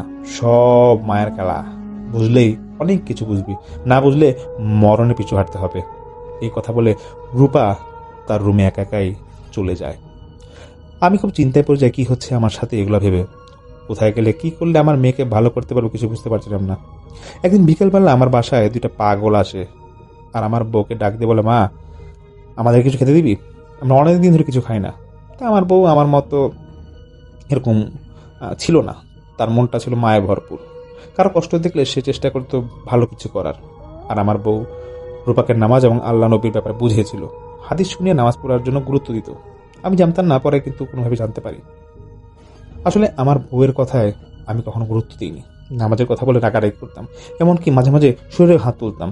আমি জানি না আমি সত্যি কি মুসলিম নাকি কাফের। যাই হোক, আমার বউ তাদের গরম ভাত ও কিছু তরকারি খেতে দেয়। তারা দুজন মিলে আমাদের ঘরের সব ভাত এরকম খেয়ে ফেলে। এটা দেখে আমার বউ তাদের বলে, বাবা আর একটু ভাত রান্না করে দিই, আমাকে একটু সময় দিবা। আমার বউয়ের এমন ব্যবহার দেখে পাগল দুজন খুব খুশি হয় এবং আমার বউয়ের মাথায় হাত রেখে বলে, মারে তুই ভালোবেসে মন থেকে যা দিয়েছিস সেটাই আমাদের জন্য অনেক বড় পাওয়া। এই ঋণ কিভাবে শোধ করবো জানি না রে মা। পাগল দুজনের সামনে আমার বউ কান্না শুরু করে দেয়। পাগল দুজন মাথায় হাত রেখে বলে, মারে কান্না করছিস কেন? কপালে যা থাকার তা এমনি হয়, কান্না করে লাভ নাই। তোর মেয়ের সমস্যা আমরা জানি, কিন্তু এর সমাধান অনেক কষ্টের ব্যাপার। তোর মেয়ের শরীরে যে বসে আছে সে অনেক শক্তিশালী, তাকে কাবু করা মুখের কথা না। তবে একটা কাজ আমি করে দিতে পারি। তোর মেয়েকে একটা তাবিজ দিয়ে দিচ্ছি, সেটা তোর মেয়েকে পরিয়ে দিলে সবসময়ের জন্য এই সমস্যা দেখা দিবে না, তার শরীরে আঘাত করতে পারবে না। তবে যদি এই তাবিজ কোনোভাবে হারিয়ে যায় তখন ভেবে নিবি তোর মেয়েকে আর কেউ বাঁচাতে পারবে না। এই কথা বলে পাগল দুজন আমার বউয়ের হাতে একটা তাবিজ দিয়েছে এবং বলে, তুই ভালো, কিন্তু তোর স্বামীকে ভালো হতে বল। আল্লাহ ছাড়া কেউ পারবে না তোর মেয়েকে ভালো করতে। নামাজ পড়ে আল্লাহর কাছে কান্নাকাটি করে ভিক্ষা চা। তোর মেয়ের জীবন আল্লাহর কাছে চাইলে তিনি খালি হাতে এরকম ফিরিয়ে দিবেন না। আমি যতটুকু সময় করা সম্ভব করে দিচ্ছি, এর বাইরে যদি কিছু করার থাকতো তাহলে আমি করতাম। এই কথা বললে আমার বউর হাতে একটা ঠিকানা দিয়ে যায় আর বলে, তোর স্বামীকে বলবে এই ঠিকানায় গিয়ে সব কিছু খুলে যেন বলে, তাহলে হয়তো কোনো সমাধান পাওয়া যাবে। এই কথা বলে পাগল দুজন চলে যায়। আমি বাসায় আসলে আমার বউ আমাকে সব কিছু বলে। সেদিন রাতেই আমি দুই ছেলেকে নিয়ে রূপার রুমে যাই এবং দেখি রূপা ঘুমাচ্ছে। আমার দুই ছেলে রূপাকে জড়িয়ে ধরে আর আমি তাবিজটা একরভাবে হাতে বেঁধে দিই। রূপা আবার ঘুমিয়ে যায়।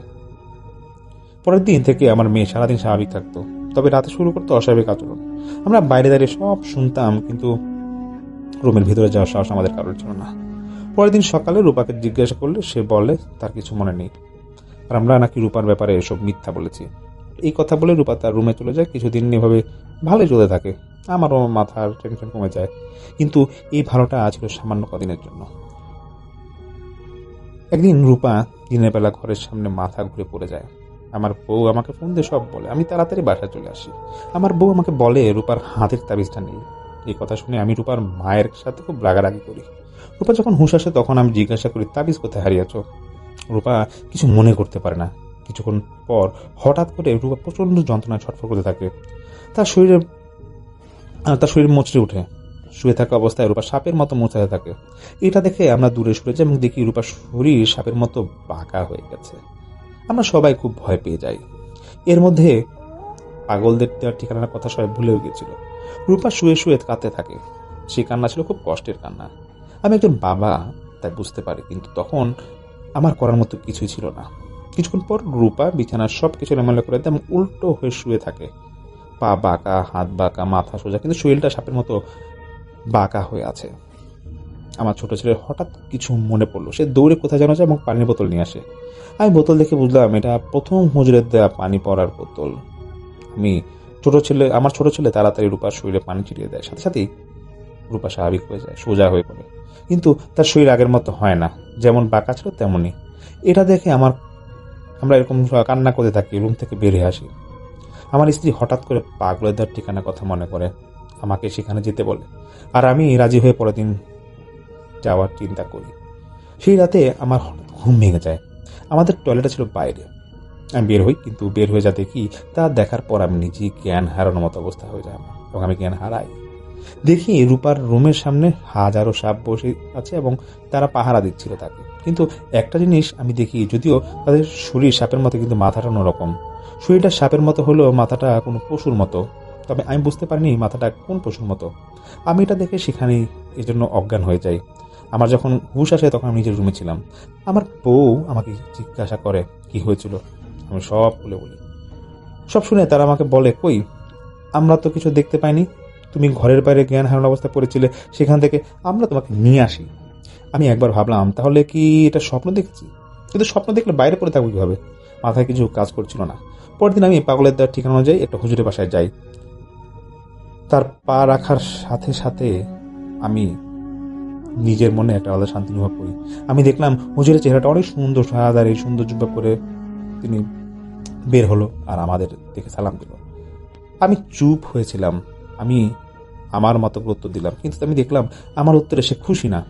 আমি কিছু বলতে যাব তার আগে হুজুর বলেন, মজনু ভাই, আমি জানি আপনি নামাজ কালামে সব তেমন বিশ্বাস করেন না, কিন্তু মানুষের সালামের উত্তরটা সুন্দরভাবে দিতে শিখতে হবে, তাই না? আসলে ভাই, সালামের উত্তর যদি জানতেন তাহলে হয়তো আরেকটু ভালোভাবে শেখার চেষ্টা করতেন। আমি হুজুরের সামনে লজ্জায় পড়ে যাই। এটা দেখে হুজুর মুচকি হাসিতে বলেন, আসেন, ভিতরে আসেন। আমি আরো আগে থেকে আপনার জন্য অপেক্ষা ছিলাম, কিন্তু আপনি আসতে অনেক দেরি করে ফেলেছেন। আমি জিজ্ঞেস করলাম, কেন? হুজুর বললেন, ভাই, আপনার মেয়ের শরীরে যে আছে সেই জিনটির নাম হলো সিলা। সেই জিনটি আপনার মেয়ের শরীরের সাথে, রক্তের সাথে মিশে আছে। এই জিনটি খুব সহজে আপনার মেয়ের শরীর থেকে যাবে না। আপনার মেয়েকে মেরে ফেলবে, না হলে নিয়ে যাবে। তাছাড়া যাওয়ার সম্ভাবনা খুব কম। আমি কিছু না বলে হুজুরের পায়ে ধরে কান্না করতে করতে অনুরোধ করে থাকি যাতে একবার চেষ্টা করে দেখেন। এই কথাটা বারবার বলছিলাম। হুজুর আমার এই অবস্থা দেখে রাজি হন। তিনি আমাকে বলেন, মজনু ভাই, আসলে আমি নামাজি মানুষের বাসায় কাজ করি। আপনার মেয়ের জন্য কাজটা করব, আগে আল্লাহর ঘরে যান, পরে বুঝে যাবেন। এরপর তিনি আরো বলেন, আমি আপনার বাসায় যাব, চলুন চলুন আমার সাথে। হুজুরকে সাথে নিয়ে আমি আমার বাসায় ফিরে আসি। তিনি আমাকে বলেন, রুমের ভিতরে কিছু করতে পারবো না, আপনার মেয়েকে বাইরে নিয়ে আসেন।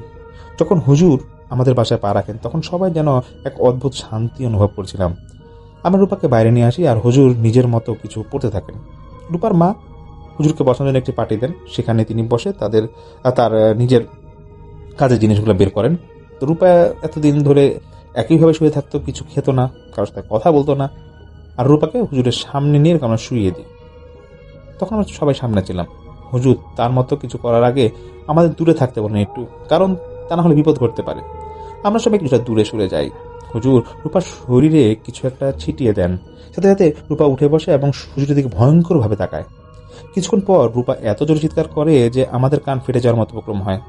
হুজুর আবার কিছু ছুঁড়ে মারেন, আর আমরা দেখি রূপা রূপা তখন হুজুরকে মারার জন্য অনেক চেষ্টা চালাচ্ছে, কিন্তু পারছে না।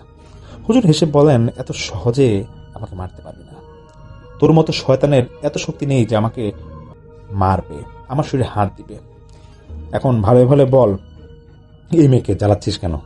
জিনটি বলে, যদি না বলি তাহলে কি করবি? মেরে ফেলবি নাকি অন্য কিছু করবি? এই বলে সে হাসতে থাকে। হুজুর আবার বলেন, তোকে শেষবারের মতো বলছি, ভালো ভালো যাবি নাকি কিছু করতে হবে আমার, নাহলে কিন্তু আমি আমার কাজ শুরু করব। জিনটি কিছু না বলে চুপ করে বসে থাকে। হুজুর তার কাজ চালিয়ে যান, কিন্তু আমি দেখি হুজুরের কাজ দেখে জিনটি অনেক জোরে জোরে হাসতে থাকে।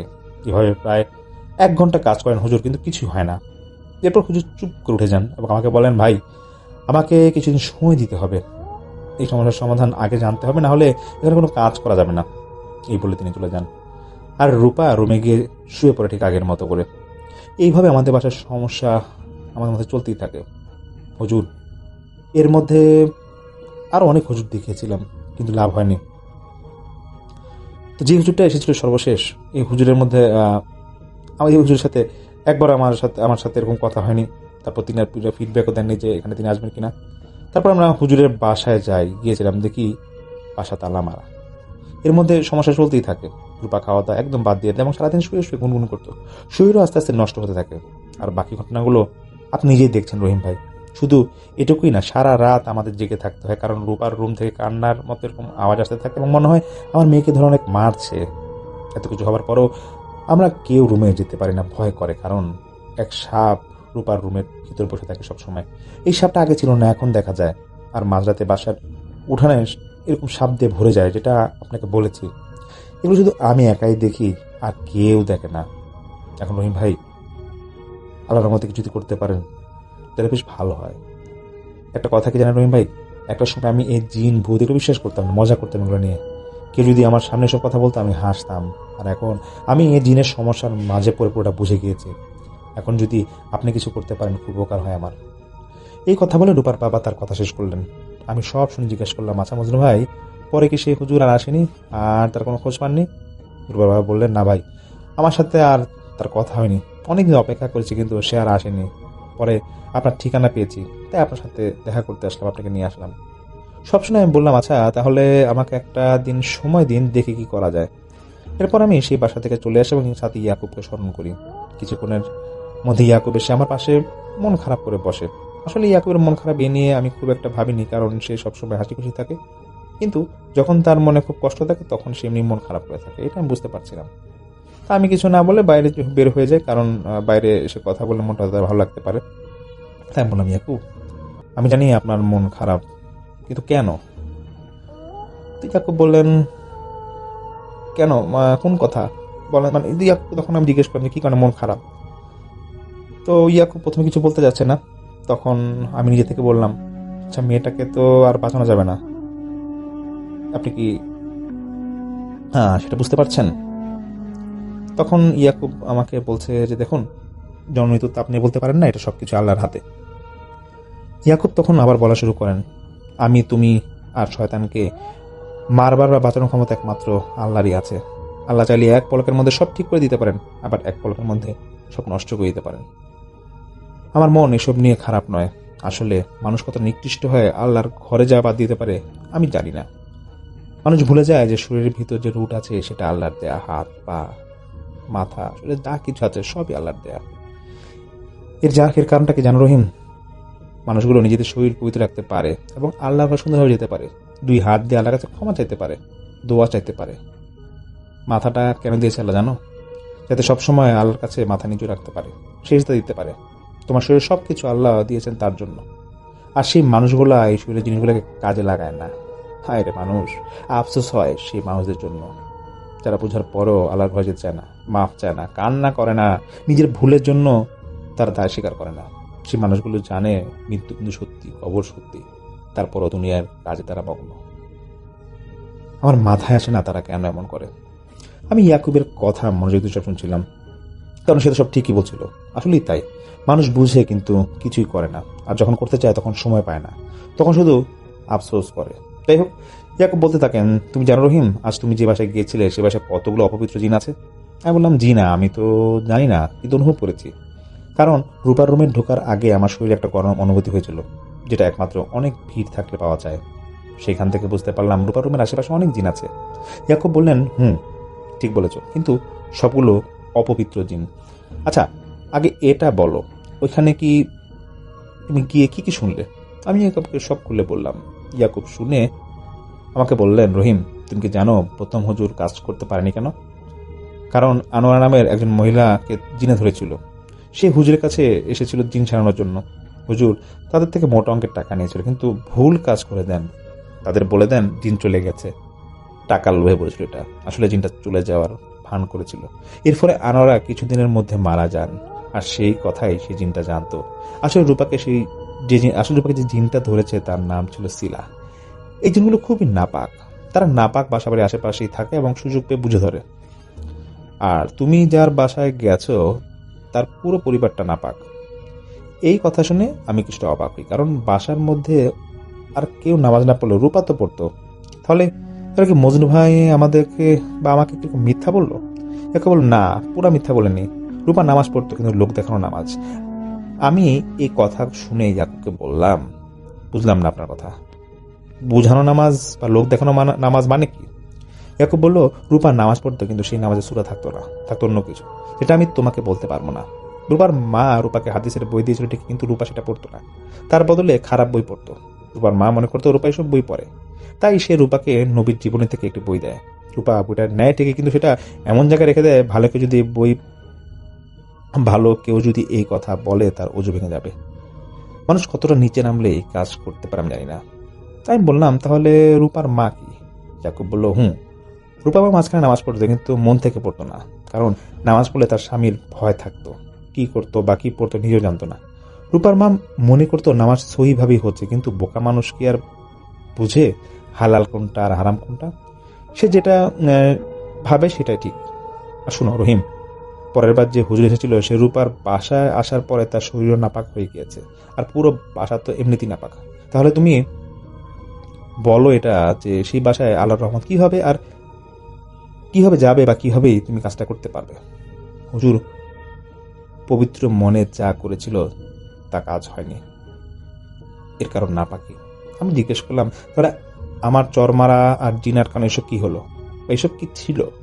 ইয়াকুব বলল, রহিম তোমার চর লেগেছে ঠিকই, কিন্তু আর যেগুলো হয়েছে সেগুলো ওই জিনটা নাটক করেছে তোমাকে বোকা বানানোর জন্য।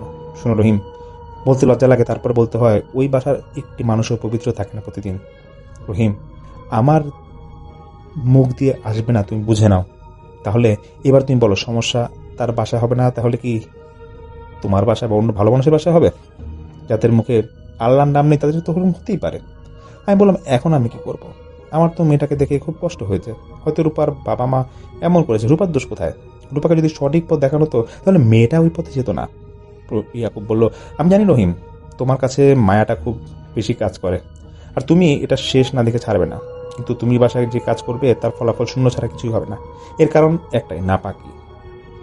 আমি পরের কথা হলো যে সিলা জিন কোনো সময় একা থাকে না, সবসময় দলবল নিয়ে থাকে। আর তুমি যাকে রূপার বাসায় পাশে দেখেছো সে আর কেউ না, সে ছিল সিলা। এই শয়তান আগে থেকেই তোমাকে সাবধান করে দিতে চাইছে যে তুমি এখানে আসবার দরকার নেই, এখানে আসবার ফলাফল শূন্য হবে। আমি ইয়াকুবকে জিজ্ঞেস করলাম, আচ্ছা আপনি বলেন এখানে করার মতো কিছু আছে কিনা? যদি আপনি না করেন আমি আর যাবো না, কিন্তু মেয়েটার কথা একবার ভেবে তারপর বলবেন, এটা আমার অনুরোধ বলতে পারেন।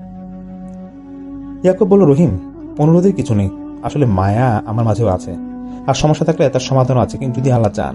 আর রূপার সমস্যা শুরু থেকেই যদি এই কাজগুলো করতো তাহলে সমস্যাটা দূরে আসতো না। তোমাকে আমি কিছু কাজ বলে দিই, সেগুলো করার আগে তারপর বাকিটা আমি বলে দিব। আমি বললাম, আচ্ছা। তুই ইয়াকুব আমাকে কিছু কাজ করার কথা বললো, আমি মন দিয়ে শুনলাম। আর পরের দিন ফজরের আজানের আগে আমি রূপার বাবাকে ফোন দিয়ে আমার বাসায় আসতে বলি। তো এখন থেকে যা করবো রূপার ব্যাপারে সবকিছু ইয়াকুব বলা, আমি ইয়াকুবের পারমিশন নিয়ে করছি বা ইয়াকুবের পরামর্শ করছি আমি। যাই হোক, রূপা বাবা মানে মজনু ভাই আমার বাসায় আসে, আর আগে থেকেই তাকে গোসল করে আসতে বলি। মজনু ভাই তাই করে আসেন। আমি তাকে বলি যে, ভাই আমি আপনার মেয়ের কাজটা হাতে নিয়েছি, আপনার অনুরোধে আজ আমার একটা অনুরোধ আছে, সেটা আপনাকে রাখতে হবে। তো সেই ভাই বলে যে, কি ভাই বলেন? তো তখন সেই মজনু ভাই বলে, আপনি আমার উপকার করেছেন আর আমি আপনার অনুরোধ রাখবো না, সেটা কিভাবে হয়? তাই বললাম, মজনু ভাই আজ আমার পিছনে দাঁড়িয়ে আল্লাহর ঘরে নিজের জন্য 2 রাকাত নামাজ পড়বেন, এটাই আমার অনুরোধ। আমি আপনাকে জোর করবো না, ইচ্ছাটা আপনার। যদি আপনি আমাকে সত্যি ভাই মনে করেন তাহলে আমার কথা রাখবেন, কিন্তু ভাববেন না যে আপনি নামাজ না পড়লে আপনার মেয়ের কাজ আমি করবো না। আপনি নামাজ না পড়লেও আমি কাজটা করব। তো মজনু ভাই কিছুক্ষণ ভেবে দেখলো, আচ্ছা আপনি বলেছেন আমি পড়বো। আসলে আমার মতো পাপীকে আল্লাহ মাফ করবেন, এটা আমার পক্ষে চিন্তা করা অসম্ভব ব্যাপার হয়ে দাঁড়িয়েছে। আমি অনেক পাপী ভাই, কিন্তু রহিম ভাই আপনার মতো ইমানদার মানুষের কথা যদি আজ না রাখি, আল্লাহ সারা জীবন আমাকে মনে হয় মাফ করবেন না। বিশ্বাস করেন আমি আপনার কথা শুনবো। হুজুর এরপর আমাকে বলল, সুমন, মজরু ভাইয়ের মুখ থেকে কথা শোনার সঙ্গে সঙ্গে আমি বেশ খুশি হয়ে গিয়েছিলাম। আমি খুশি মনে তখন মজনু ভাইকে জড়িয়ে ধরে বলি, ভাই আল্লাহর কাছে ক্ষমা চাইলে আল্লাহ ফিরে দেন না, হোক সেটা 50 বছরের পাপ। একটা কথা মনে রাখবেন মজনু ভাই, আল্লাহ সব পারেন কিন্তু না করতে পারেন না। এই কথা বলে উজু করে মজনু ভাইকে 2 রাকাত নামাজ পড়তে বলি, এবং তারপর আমরা দুজনের নামাজ পড়ি। আর নামাজ শেষে মজনু ভাইকে নিয়ে আমি কবর জিয়ারত করতে যাই। কবরস্থান ঢুকে আমি একটা কবর জিয়ারত করি। সব শেষে মজনু ভাই আমাকে জিজ্ঞাসা করে, ভাই কার কবর জিয়ারত করলেন? আমি বললাম, ভাই জানি না কার কবর, কিন্তু এই কবরবাসী মানুষদের জন্য দোয়া করতে ভালো লাগে। আজ আপনাকে একটা বাস্তব কথা বলি ভাই, শুনলে হয়তো আপনি নিজেকে পরিবর্তন করবেন। মজনু ভাই, আজ আপনি বেঁচে আছেন, আপনার কাছে অনেক টাকা আছে, বড় বড় বাড়ি আছে, জমি আছে, সবই আছে, কিন্তু একবার কি ভেবে দেখেছেন আপনি মারা গেলে আপনার জায়গা কোথায়, কি হবে, আপনার ঘর কোথায় যাবে, আপনার সাথে কি যাবে এগুলা? আমার এই কথা শুনে মজনু ভাই চুপ হয়ে যায়। আমি বললাম, ভাই আমি এখানে আপনাকে লজ্জার জন্য আনিনি, এর কারণ নিশ্চয়ই একটা আছে, এই জন্য আপনাকে এখানে এনেছি। ভাই আল্লাহ না করুক আর যদি আপনি মারা যান, 5 মিনিটের মধ্যে আপনার ঘর থেকে বাইরে একটা পাটির মাঝে শুয়ে দেওয়া হবে।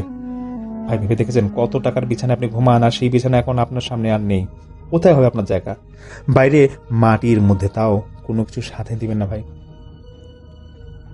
অনেক দিনের নষ্ট পুরানো কাঁথা যদি থাকে সেটা আপনার শরীরের উপর দেবে, যাতে করে সেটা ফেলে দিতে পারে, পরে সেই কাঁথাও কিন্তু আর ঘরে নেওয়া হবে না। আপনার কিছু ঘরে রাখবে না তারা। ভাই আপনাকে ঘরের মধ্যে রাখবে না কেন জানেন? কারণ আপনি মারা গেছেন, আপনার নাম হবে তখন লাশ, আর কিছুক্ষণ পর আপনার শরীর থেকে বাজে গন্ধ বের হবে তাই। আর বাইরে বের করবে কেন জানেন? আপনার আপন যারা আছে তারা এক রাতে যখন আপনাকে ছাড়া খেত না, তারা কিন্তু আজকে আপনাকে ছাড়াই খাবে। কিছুক্ষণ পর আপনার দাফন হয়ে যাবে, আপনাকে তারা দিনের পর দিন যখন যাবে তখন ভুলে যাবে। আপনার বুকে যারা মাথা রেখে ঘুমিয়েছে তারাই আপনাকে বাইরে বের করে দিবে। আমার অনেকক্ষণ এই কথাগুলো শুনে মজরু ভাই দু চোখে পানি ছেড়ে দেন, আর বলেন, রহিম ভাই আপনার মতো করে যদি আরো 28 বছর আগে কেউ আমাকে বুঝাতো তাহলে তখনই আমি ভালো হতে পারতাম। আজ আমি আল্লাহর ঘরে 2 রাকাত নামাজ পড়ে বুঝতে পারছি আমার মনের মধ্যে কতটা শান্তি ফিরে এসেছে। কথা দিলাম ভাই, মরার আগ মুহূর্ত পর্যন্ত আমি আর নামাজ ছাড়বো না, আর আপনি যা যা বলেছেন আমি সব মেনে চলবো। এই কথা শুনে আমি আলহামদুলিল্লাহ বললাম। মজনু ভাই আজ আমি আপনার কথা অনেক খুশি। আর আপনার মেয়ের সমস্যা হলো আপনাদের বাসাটা পুরোটা না পা, কারণ আপনাকে নামাজ পড়েন না। এখন যান আর বাসায় গিয়ে পুরো ঘরটা পরিষ্কার করেন, আর দুপুরের নামাজ আপনারা সবাই একসাথে পড়বেন, আমি বিকালে আসবো। এই কথা বলে আমি চলে আসি। মজনু ভাই চলে যান বাসায়। আসলে নিজের মনে অনেক খুশি লাগছিল, কারণ অহংকার না করে, ডাকারি না করে, মারামারি না করলে মানুষের মন জয় করা যায়, যেটা আজকে ঘটল। এরপর আমি সময় হলে তারপর সেই রূপাদের বাসায় যাই। বাসার ভিতরে ঢুকে দেখি বাসা পুরো মনে পরিবর্তন হয়ে গিয়েছে। সবাই নামাজ পড়ে সুন্দর পোশাক পরে আমার সামনে দাঁড়িয়ে আছে। আমি তাদের কাছে যাই এবং সুন্দরভাবে কথা বলি। কিছুক্ষণ পরে রূপার রুমে যাই, কিন্তু এবার দরজা খোলার সময় সাপ দেখতে পাইনি। আমি জানি এর কারণ কি। আমি রুমের ভিতরে ঢুকে দেখি রূপার শরীরে শিলা ভর করেছে এবং আমাকে দেখে বলল, রহিম সেদিন তোকে বোকা বানিয়েছিলাম, কিন্তু তুই তো বোকা না, অনেক চালাক। তবে এই চালাকি দিয়ে আমাকে তাড়ানো এত সহজ না। শুন রহিম, তোকে একটা কথা বলি, তুই যতই এই পাপীদের ভালো করার চেষ্টা কর, লাভ নেই, কারণ খারাপ করার জন্য আমি আছি, আমার দল আছে। আর জানিস তো ভালো থেকে খারাপের দিকে মানুষ বেশি যায়। এই কথা শুনে শিলাকে বলে, শুন শয়তানের বাচ্চা, তোর মতো হাজার শয়তান দুনিয়াতে এসেছে মানুষকে ধোঁকা দিয়ে জাহান্নামে যেতে, কিন্তু যারা ইমানদার তারা কোনো সময় তোর ফাঁদে পা দেবে না।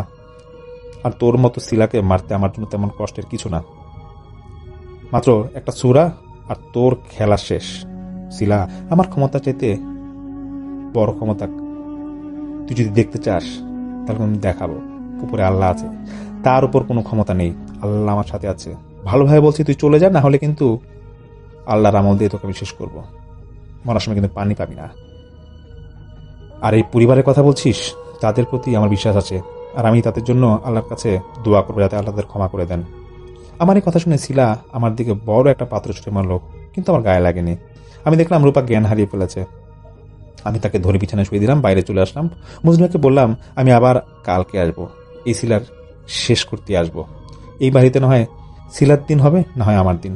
এ কথা বলে সেদিনের মতো আমি চলে আসলাম। রাতে ইয়াকুব এলো, আমাকে বলল, রহিম তোমার দ্বারাই হবে, তুমি খারাপকে ভালোর পথে নিয়ে এসেছো। এখন আমার মনে হয় আল্লাহর রহমতে কিছু করতে পারবো। তারা যেহেতু নামাজ পড়েছে, আল্লাহর কাছে ক্ষমা চাইছে, বাসাটা পবিত্র আছে, ইনশাল্লাহ আল্লাহ তাদের কথা রাখবেন। সাথে ওই শয়তান শিলার ক্ষমতাও কমে যাবে। আর এই সুযোগই আমাদের কিছু করতে হবে এখানে। আমি তোমাকে কিছু জিনিস শেখাবো, কালকে ওগুলোকে এখানে করবে, আর আমি তো থাকবোই। ইয়াকুব আমাকে সব শিখিয়ে দিল। আমি সেদিন ফোনে মজনুকে কিছু জিনিস আনতে বললাম, যেদিন আমি যাবো তার আগের দিন, মানে আজকে, মানে যেহেতু আমি আগামীকাল যাবো বলেছি, ঠিক আমি আজকে রাতে একদিন আগে তাকে সেদিন রাতে আমি তাকে বলেছিলাম। তো বিকেলের দিকে, পরের দিন বিকেলের দিকে আসবো আমি জানিয়ে দিলাম। তো এই কথা বলে আমি সে রাতে ঘুমিয়ে যাই। একসময় ঘুমিয়ে পড়লাম, কিন্তু মাঝরাতে কিছু শব্দ ঘুম ভেঙে গেলো, মনে হচ্ছিল টিনেচারের বৃষ্টির মতো কিছু পড়ছে। আমি একবার ভাবলাম ঝড় বৃষ্টি হয় কিনা, কিন্তু আবার ঘুমিয়ে পড়লাম। কিন্তু কিছুক্ষণ পর আবার শব্দ শুরু হলো। এভাবে 2-3 বার শব্দ হতে আমি বিরক্ত হয়ে লাগলাম। আমি বাইরে বের হলাম, দেখার চেষ্টা করলাম যে সমস্যা কি। আমি যখন আবার রুমে ঢুকবো তখন পেছন থেকে কেউ আমার গলা চেপে ধরল এবং বলল, কালকে আমার সামনে এসে হুজুরগিরি দেখাবি পারবি না, আমি হতেই দিব না। তুই আর দুনিয়ায় ভালো থাকতে পারবি না, আর কি লাভ এই দুনিয়া তোদের থেকে। এ কথা বলে গলার চিপ দিয়ে ধরে থাকার কারণে আমার নিঃশ্বাস মানে বন্ধ হয়ে আসছিল। আমার মুখ দিয়ে আল্লাহর নামও বেরামি করতে পারছিলাম না, কিন্তু মনে মনে আল্লাহকে স্মরণ করছিলাম। আমি শুধু দেখলাম কেউ এসে শিলাকে ধাক্কা দিয়ে সরিয়ে দিল, তারপর আমার আর কিছু মনে নেই। আমি জ্ঞান হারালাম। যখন জ্ঞান ফিরল দেখি আমার নিজের রুমে আমি শুয়ে আছি এবং ইয়াকুব আমার পাশে বসা। ইয়াকুব বলল, রহিম, তোমাকে কতবার বলেছি রাতের বেলা বাইরে যেও না, তারপরে কেন যাও? তুমি তো ভালো করেই জানো বন্ধুদের চাইতে আমাদের শত্রু বেশি, তাহলে তুমি বুঝতে পারো না কেন এগুলা? তারপর সেই ইয়াকুব জিন আমাকে যেটা বললো সেটা শুনে আমি বেশ অবাক হয়ে যাই। ইয়াকুব আমাকে বলল, তুমি বাইরে গেছো ঠিক আছে, তবে কি ঘটেছে সেটা তোমার জানা দরকার। শিলা আর বেঁচে নেই, সুযোগ পেয়েছিলাম ওকে আমি শেষ করে দিয়েছি। তোমার ভাগ্য ভালো, তোমার উপর দিয়ে কোনো সমস্যা হয়নি। আমার বাহিনী ছিল, তা দিয়ে শিলা আজকে শেষ। তুমি আজকে চিন্তামুক্ত। তুই মজলুমের বাসায় যাবি কালকে এবং দেখবে সে রূপা সুস্থ হয়ে গেছে। আমি সেই ইয়াকুবের কথায় পরের দিন খুব সকালেই জিকির আজকর করে সারাদিন ইবাদতে পার করলাম। বিকালে আমি সেই মজনু ভাইদের বাসায় যাই। ঘরে ঢুকতে কেন জানি আমার খুব আজ বেশ ভালো লাগছিল। ঘরে ঢুকে দেখলাম ঘরের লোকগুলা বেশ হাসি খুশি, এবং রূপাকে দেখলাম তার রুম থেকে বের হচ্ছে সে, এবং হাসি মুখে। শরীরটা ঠিক আগের মতোই আছে, কিন্তু আজকে তাকে বেশ ফুরফুরা লাগছিল। এসে আমাকে জোরে একটা সে সালাম দিল। এই প্রথম সে আমাকে এরকম দেখে সালাম দিল। আমি বুঝে গেলাম হয়তো বেশ পরিবর্তন হয়েছে। তার মানে ইয়াকুব কালকে ভালোভাবে বিদায় জানাতে পেরেছে শিলাকে।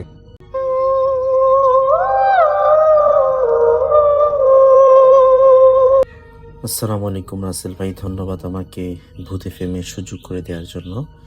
আজকে আমি যে ঘটনাটা শেয়ার করব, এই ঘটনাটা বগুড়া সদর হাসপাতালে ঘটে যাওয়া একটি ঘটনা। আর আমি সরাসরি আমার ঘটনায় চলে যাই। আসলে বগুড়া সদর হাসপাতালের সেই রাতটা আজও অনেকেই মনে একদম আতঙ্ক হয়ে আছে।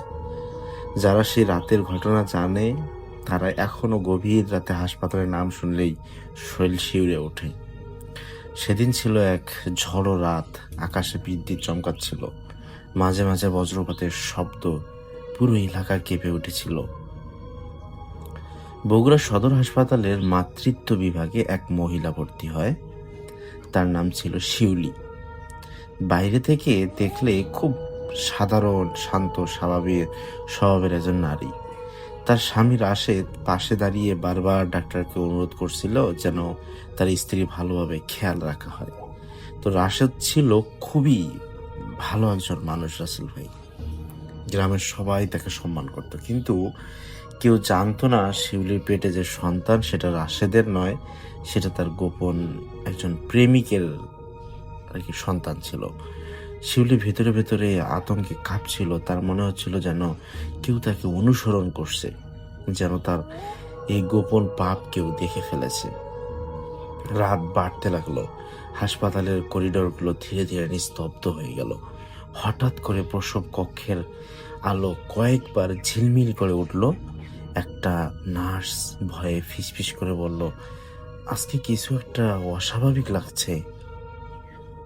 কিন্তু ঠিক তখনই শিউলি চিৎকার করে উঠল যে ওকে সরাও, ও আমার দিকে তাকিয়ে আছে।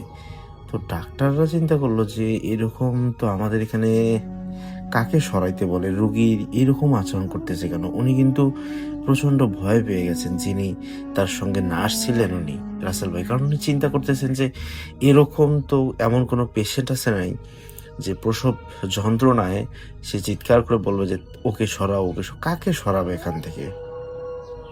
ডাক্তার অবাক হয়ে চারপাশে তাকালো, কিন্তু তারা তো দেখলো কেউ নেই। তো বলছে, আপু আপনি কাকে সরার কথা বলছেন? হ্যাঁ, আপনার কি কোনো কোনো সমস্যা? মানে কাকে সরাবো? আমাকে বলছেন না কি? একটু আমাকে বলুন। তো উনি আবার চিন্তা করলো, পরে আর কি শিউলি কাঁদতে কাঁদতে বলল যে একটা একটা অবয়ব ও আমার পায়ের কাছে দাঁড়িয়ে আছে, ও আমার ক্ষতি করতে চায়। এই কথা বলো যে না, তো আমরা তো এখানে কোনো কিছুই দেখতেছি না, তুমি কি দেখতেছো? তো ডাক্তাররা তো এমনিতে রাসেল ভাই এগুলো বিশ্বাস করেন না। তো উনি নাকি স্পষ্ট দেখতেছেন, তাকে ভয় দেখাচ্ছেন, কিন্তু এটা কোনোভাবেই মানে ডাক্তাররা কেউই দেখতে পাচ্ছে না। তো নার্সরা ভয়ে তখন কাঁপতে লাগলো, যে কিন্তু রাশেদ বাইরে বসেছিল মাথা নিচু করে, তার ঠোঁট নড়ছিল, সে যেন কারোর সাথে কথা বলছিল, কিন্তু সেখানে কেউ ছিল না। আসলে রাশেদের একটা অদ্ভুত রহস্য ছিল। বহু বছর আগে সে এক জিনকে সাহায্য করেছিল, একটা পুরনো বটগাছ কাটার হাত থেকে বাঁচিয়েছিল। সেই জিন তাকে সে সময় প্রতিশ্রুতি দিয়েছিল, তুমি ভালো মানুষ, বিপদে আমি তোমার পাশে থাকব। তো সেই জিন আজ তার প্রতিশ্রুতি রাখতে এসেছে। প্রসব কক্ষে হঠাৎ ঠান্ডা হাওয়া বইতে লাগলো, তো দরজা নিজে নিজে বন্ধ হয়ে গেল, আলো নিভে আবার জ্বলে উঠল। আর তখন সবাই দেখলো একটা ছায়ামূর্তি ধীরে ধীরে শিউলির পাশে দাঁড়িয়ে আছে। তার চোখ দুটো জল করছিল আগুনের মতো, যেন শিউলিকে সে দেখতে পারছে না, এবং শিউলির সঙ্গে সে একটা মানে অন্যরকম বিহেভ শুরু করে দিয়েছে। তো শিউলি তখন এই অবস্থায় কাঁদতে কাঁদতে বললো, আমাকে বাঁচাও, আমি ভুল করেছি। কিরে, হঠাৎ বলছে এই কথা কেন, তোমাকে বাঁচা, তুমি ভুল করছো মানে? তার মানে শিউলিকে সে কানে কানে ফিসফিস করে বলছে যে পৃথিবীর কেউ না জানুক, কিন্তু আমি তো জানি যে তুমি যে সন্তানটা পেটে ধারণ করেছো এটা তো তোমার সন্তান নয়, এটা বলল। তো বলার পরে ও কিন্তু প্রচন্ড ভয় পেয়ে গেল যে এ তো জেনে গেছে, এ আবার জানলো কিভাবে। তো উনি মানে এই জিনিসটা একটা গভীর মানে একটা গম্ভীর একটা ভাব। তো ভয়ঙ্কর কণ্ঠে শোনা গেল যে হঠাৎ করে একটা শব্দ আসলো জোরে, যে বিশ্বাসঘাতকতার শাস্তি তো পেতেই হবে, এই কথা বলতে লাগলো। শিউলি চিৎকার করতে লাগলো, হঠাৎ তার শরীর কাঁপতে লাগলো অস্বাভাবিকভাবে। তো ডাক্তাররা কিছুই করতে পারছিল না, মানে যন্ত্রগুলো অদ্ভুতভাবে কাজ বন্ধ করে দিল। মানে ওরা এত চেষ্টা করতেছে যে কোনোটা কাজ করবে, কিন্তু দেখা গেল যে ডক্টর যদি তার হাত মানে কোনো মানে যন্ত্রাংশ যদি কোনো কিছু স্পর্শ হয় বা ইয়া হয়, দেখা যাচ্ছে রাসেল ভাই ওটা অটোমেটিকলি সরে যাচ্ছে, পড়ে যাচ্ছে, কিন্তু তারা কোনোভাবেই কোনো কাজ করতে পারতেছি না সেই সময়টাতে। তারপর সে অবয়ব তার দিকে ঝুঁকে কিছু ফিসফিস করে বলল যে কেউ সেই কথা শুনতে পায়নি, কিন্তু শিউলির মুখ একদম ফ্যাকাশে হয়ে গেল। কয়েক মিনিট পর সব শান্ত হয়ে গেল। শিশুটি জন্ম নিল, কিন্তু অদ্ভুত ব্যাপার হলো শিশুটি জন্মের পর কোনো শব্দ করলো না, শুধু বড় বড় চোখে তাকিয়ে থাকলো, আর ওর নিঃশ্বাস বন্ধ। তখনই ওর যখন নিঃশ্বাস বন্ধ, তখনই বুঝতে আর বাকি রইল না যে এই বাচ্চাটাকে হয়তো ওই জিনটা নষ্ট করে ফেলছে। কেননা এরকম বাচ্চা তার যে বন্ধু এই রাশেদ ছিল, তার মানে এরকম একটা হবে এটা চায় না, এই জন্য মানে জিন হয়তো সেটাকে নষ্ট করে ফেলছে। তো ডাক্তাররা তখন অবাক হয়ে গেল যে বাচ্চাটা ডেলিভারি হলো কিন্তু বাঁচাতে পারলো না। আর শিউলি সে সম্পূর্ণ চুপ হয়ে গেল, তার চোখে ছিল ভয় আর অনুতাপের ছাপ, কিন্তু সে আর কখনো আগের মতো মানে আর কোনো কথা বলছে না, একদম স্তব্ধ হয়ে আছে শিউলি। কারণ শিউলির কানে কানে সে অবয়বটি বলছিল যে তুমি যে কাজটা করেছো এটা হয়তো তোমার স্বামী জানে না, কিন্তু তুমি এই এত বড় অন্যায়টা কিভাবে এরকম একটি ভালো মানুষের সাথে করেছো। তারপর এই কথা বলার পর যখন বাচ্চা এরকম দৌড়ে রাশেদ আসার পর রাশেদ হঠাৎ করে সবাই অবাক হলো যে অবয়ব বলে চিল্লাচ্ছিল, সেই হঠাৎ করে ওইটা মানে রাশেদ ঢোকার সঙ্গে সঙ্গে সে আর কি চায়নি রাশেদের সঙ্গে একটা কলহ লাগুক।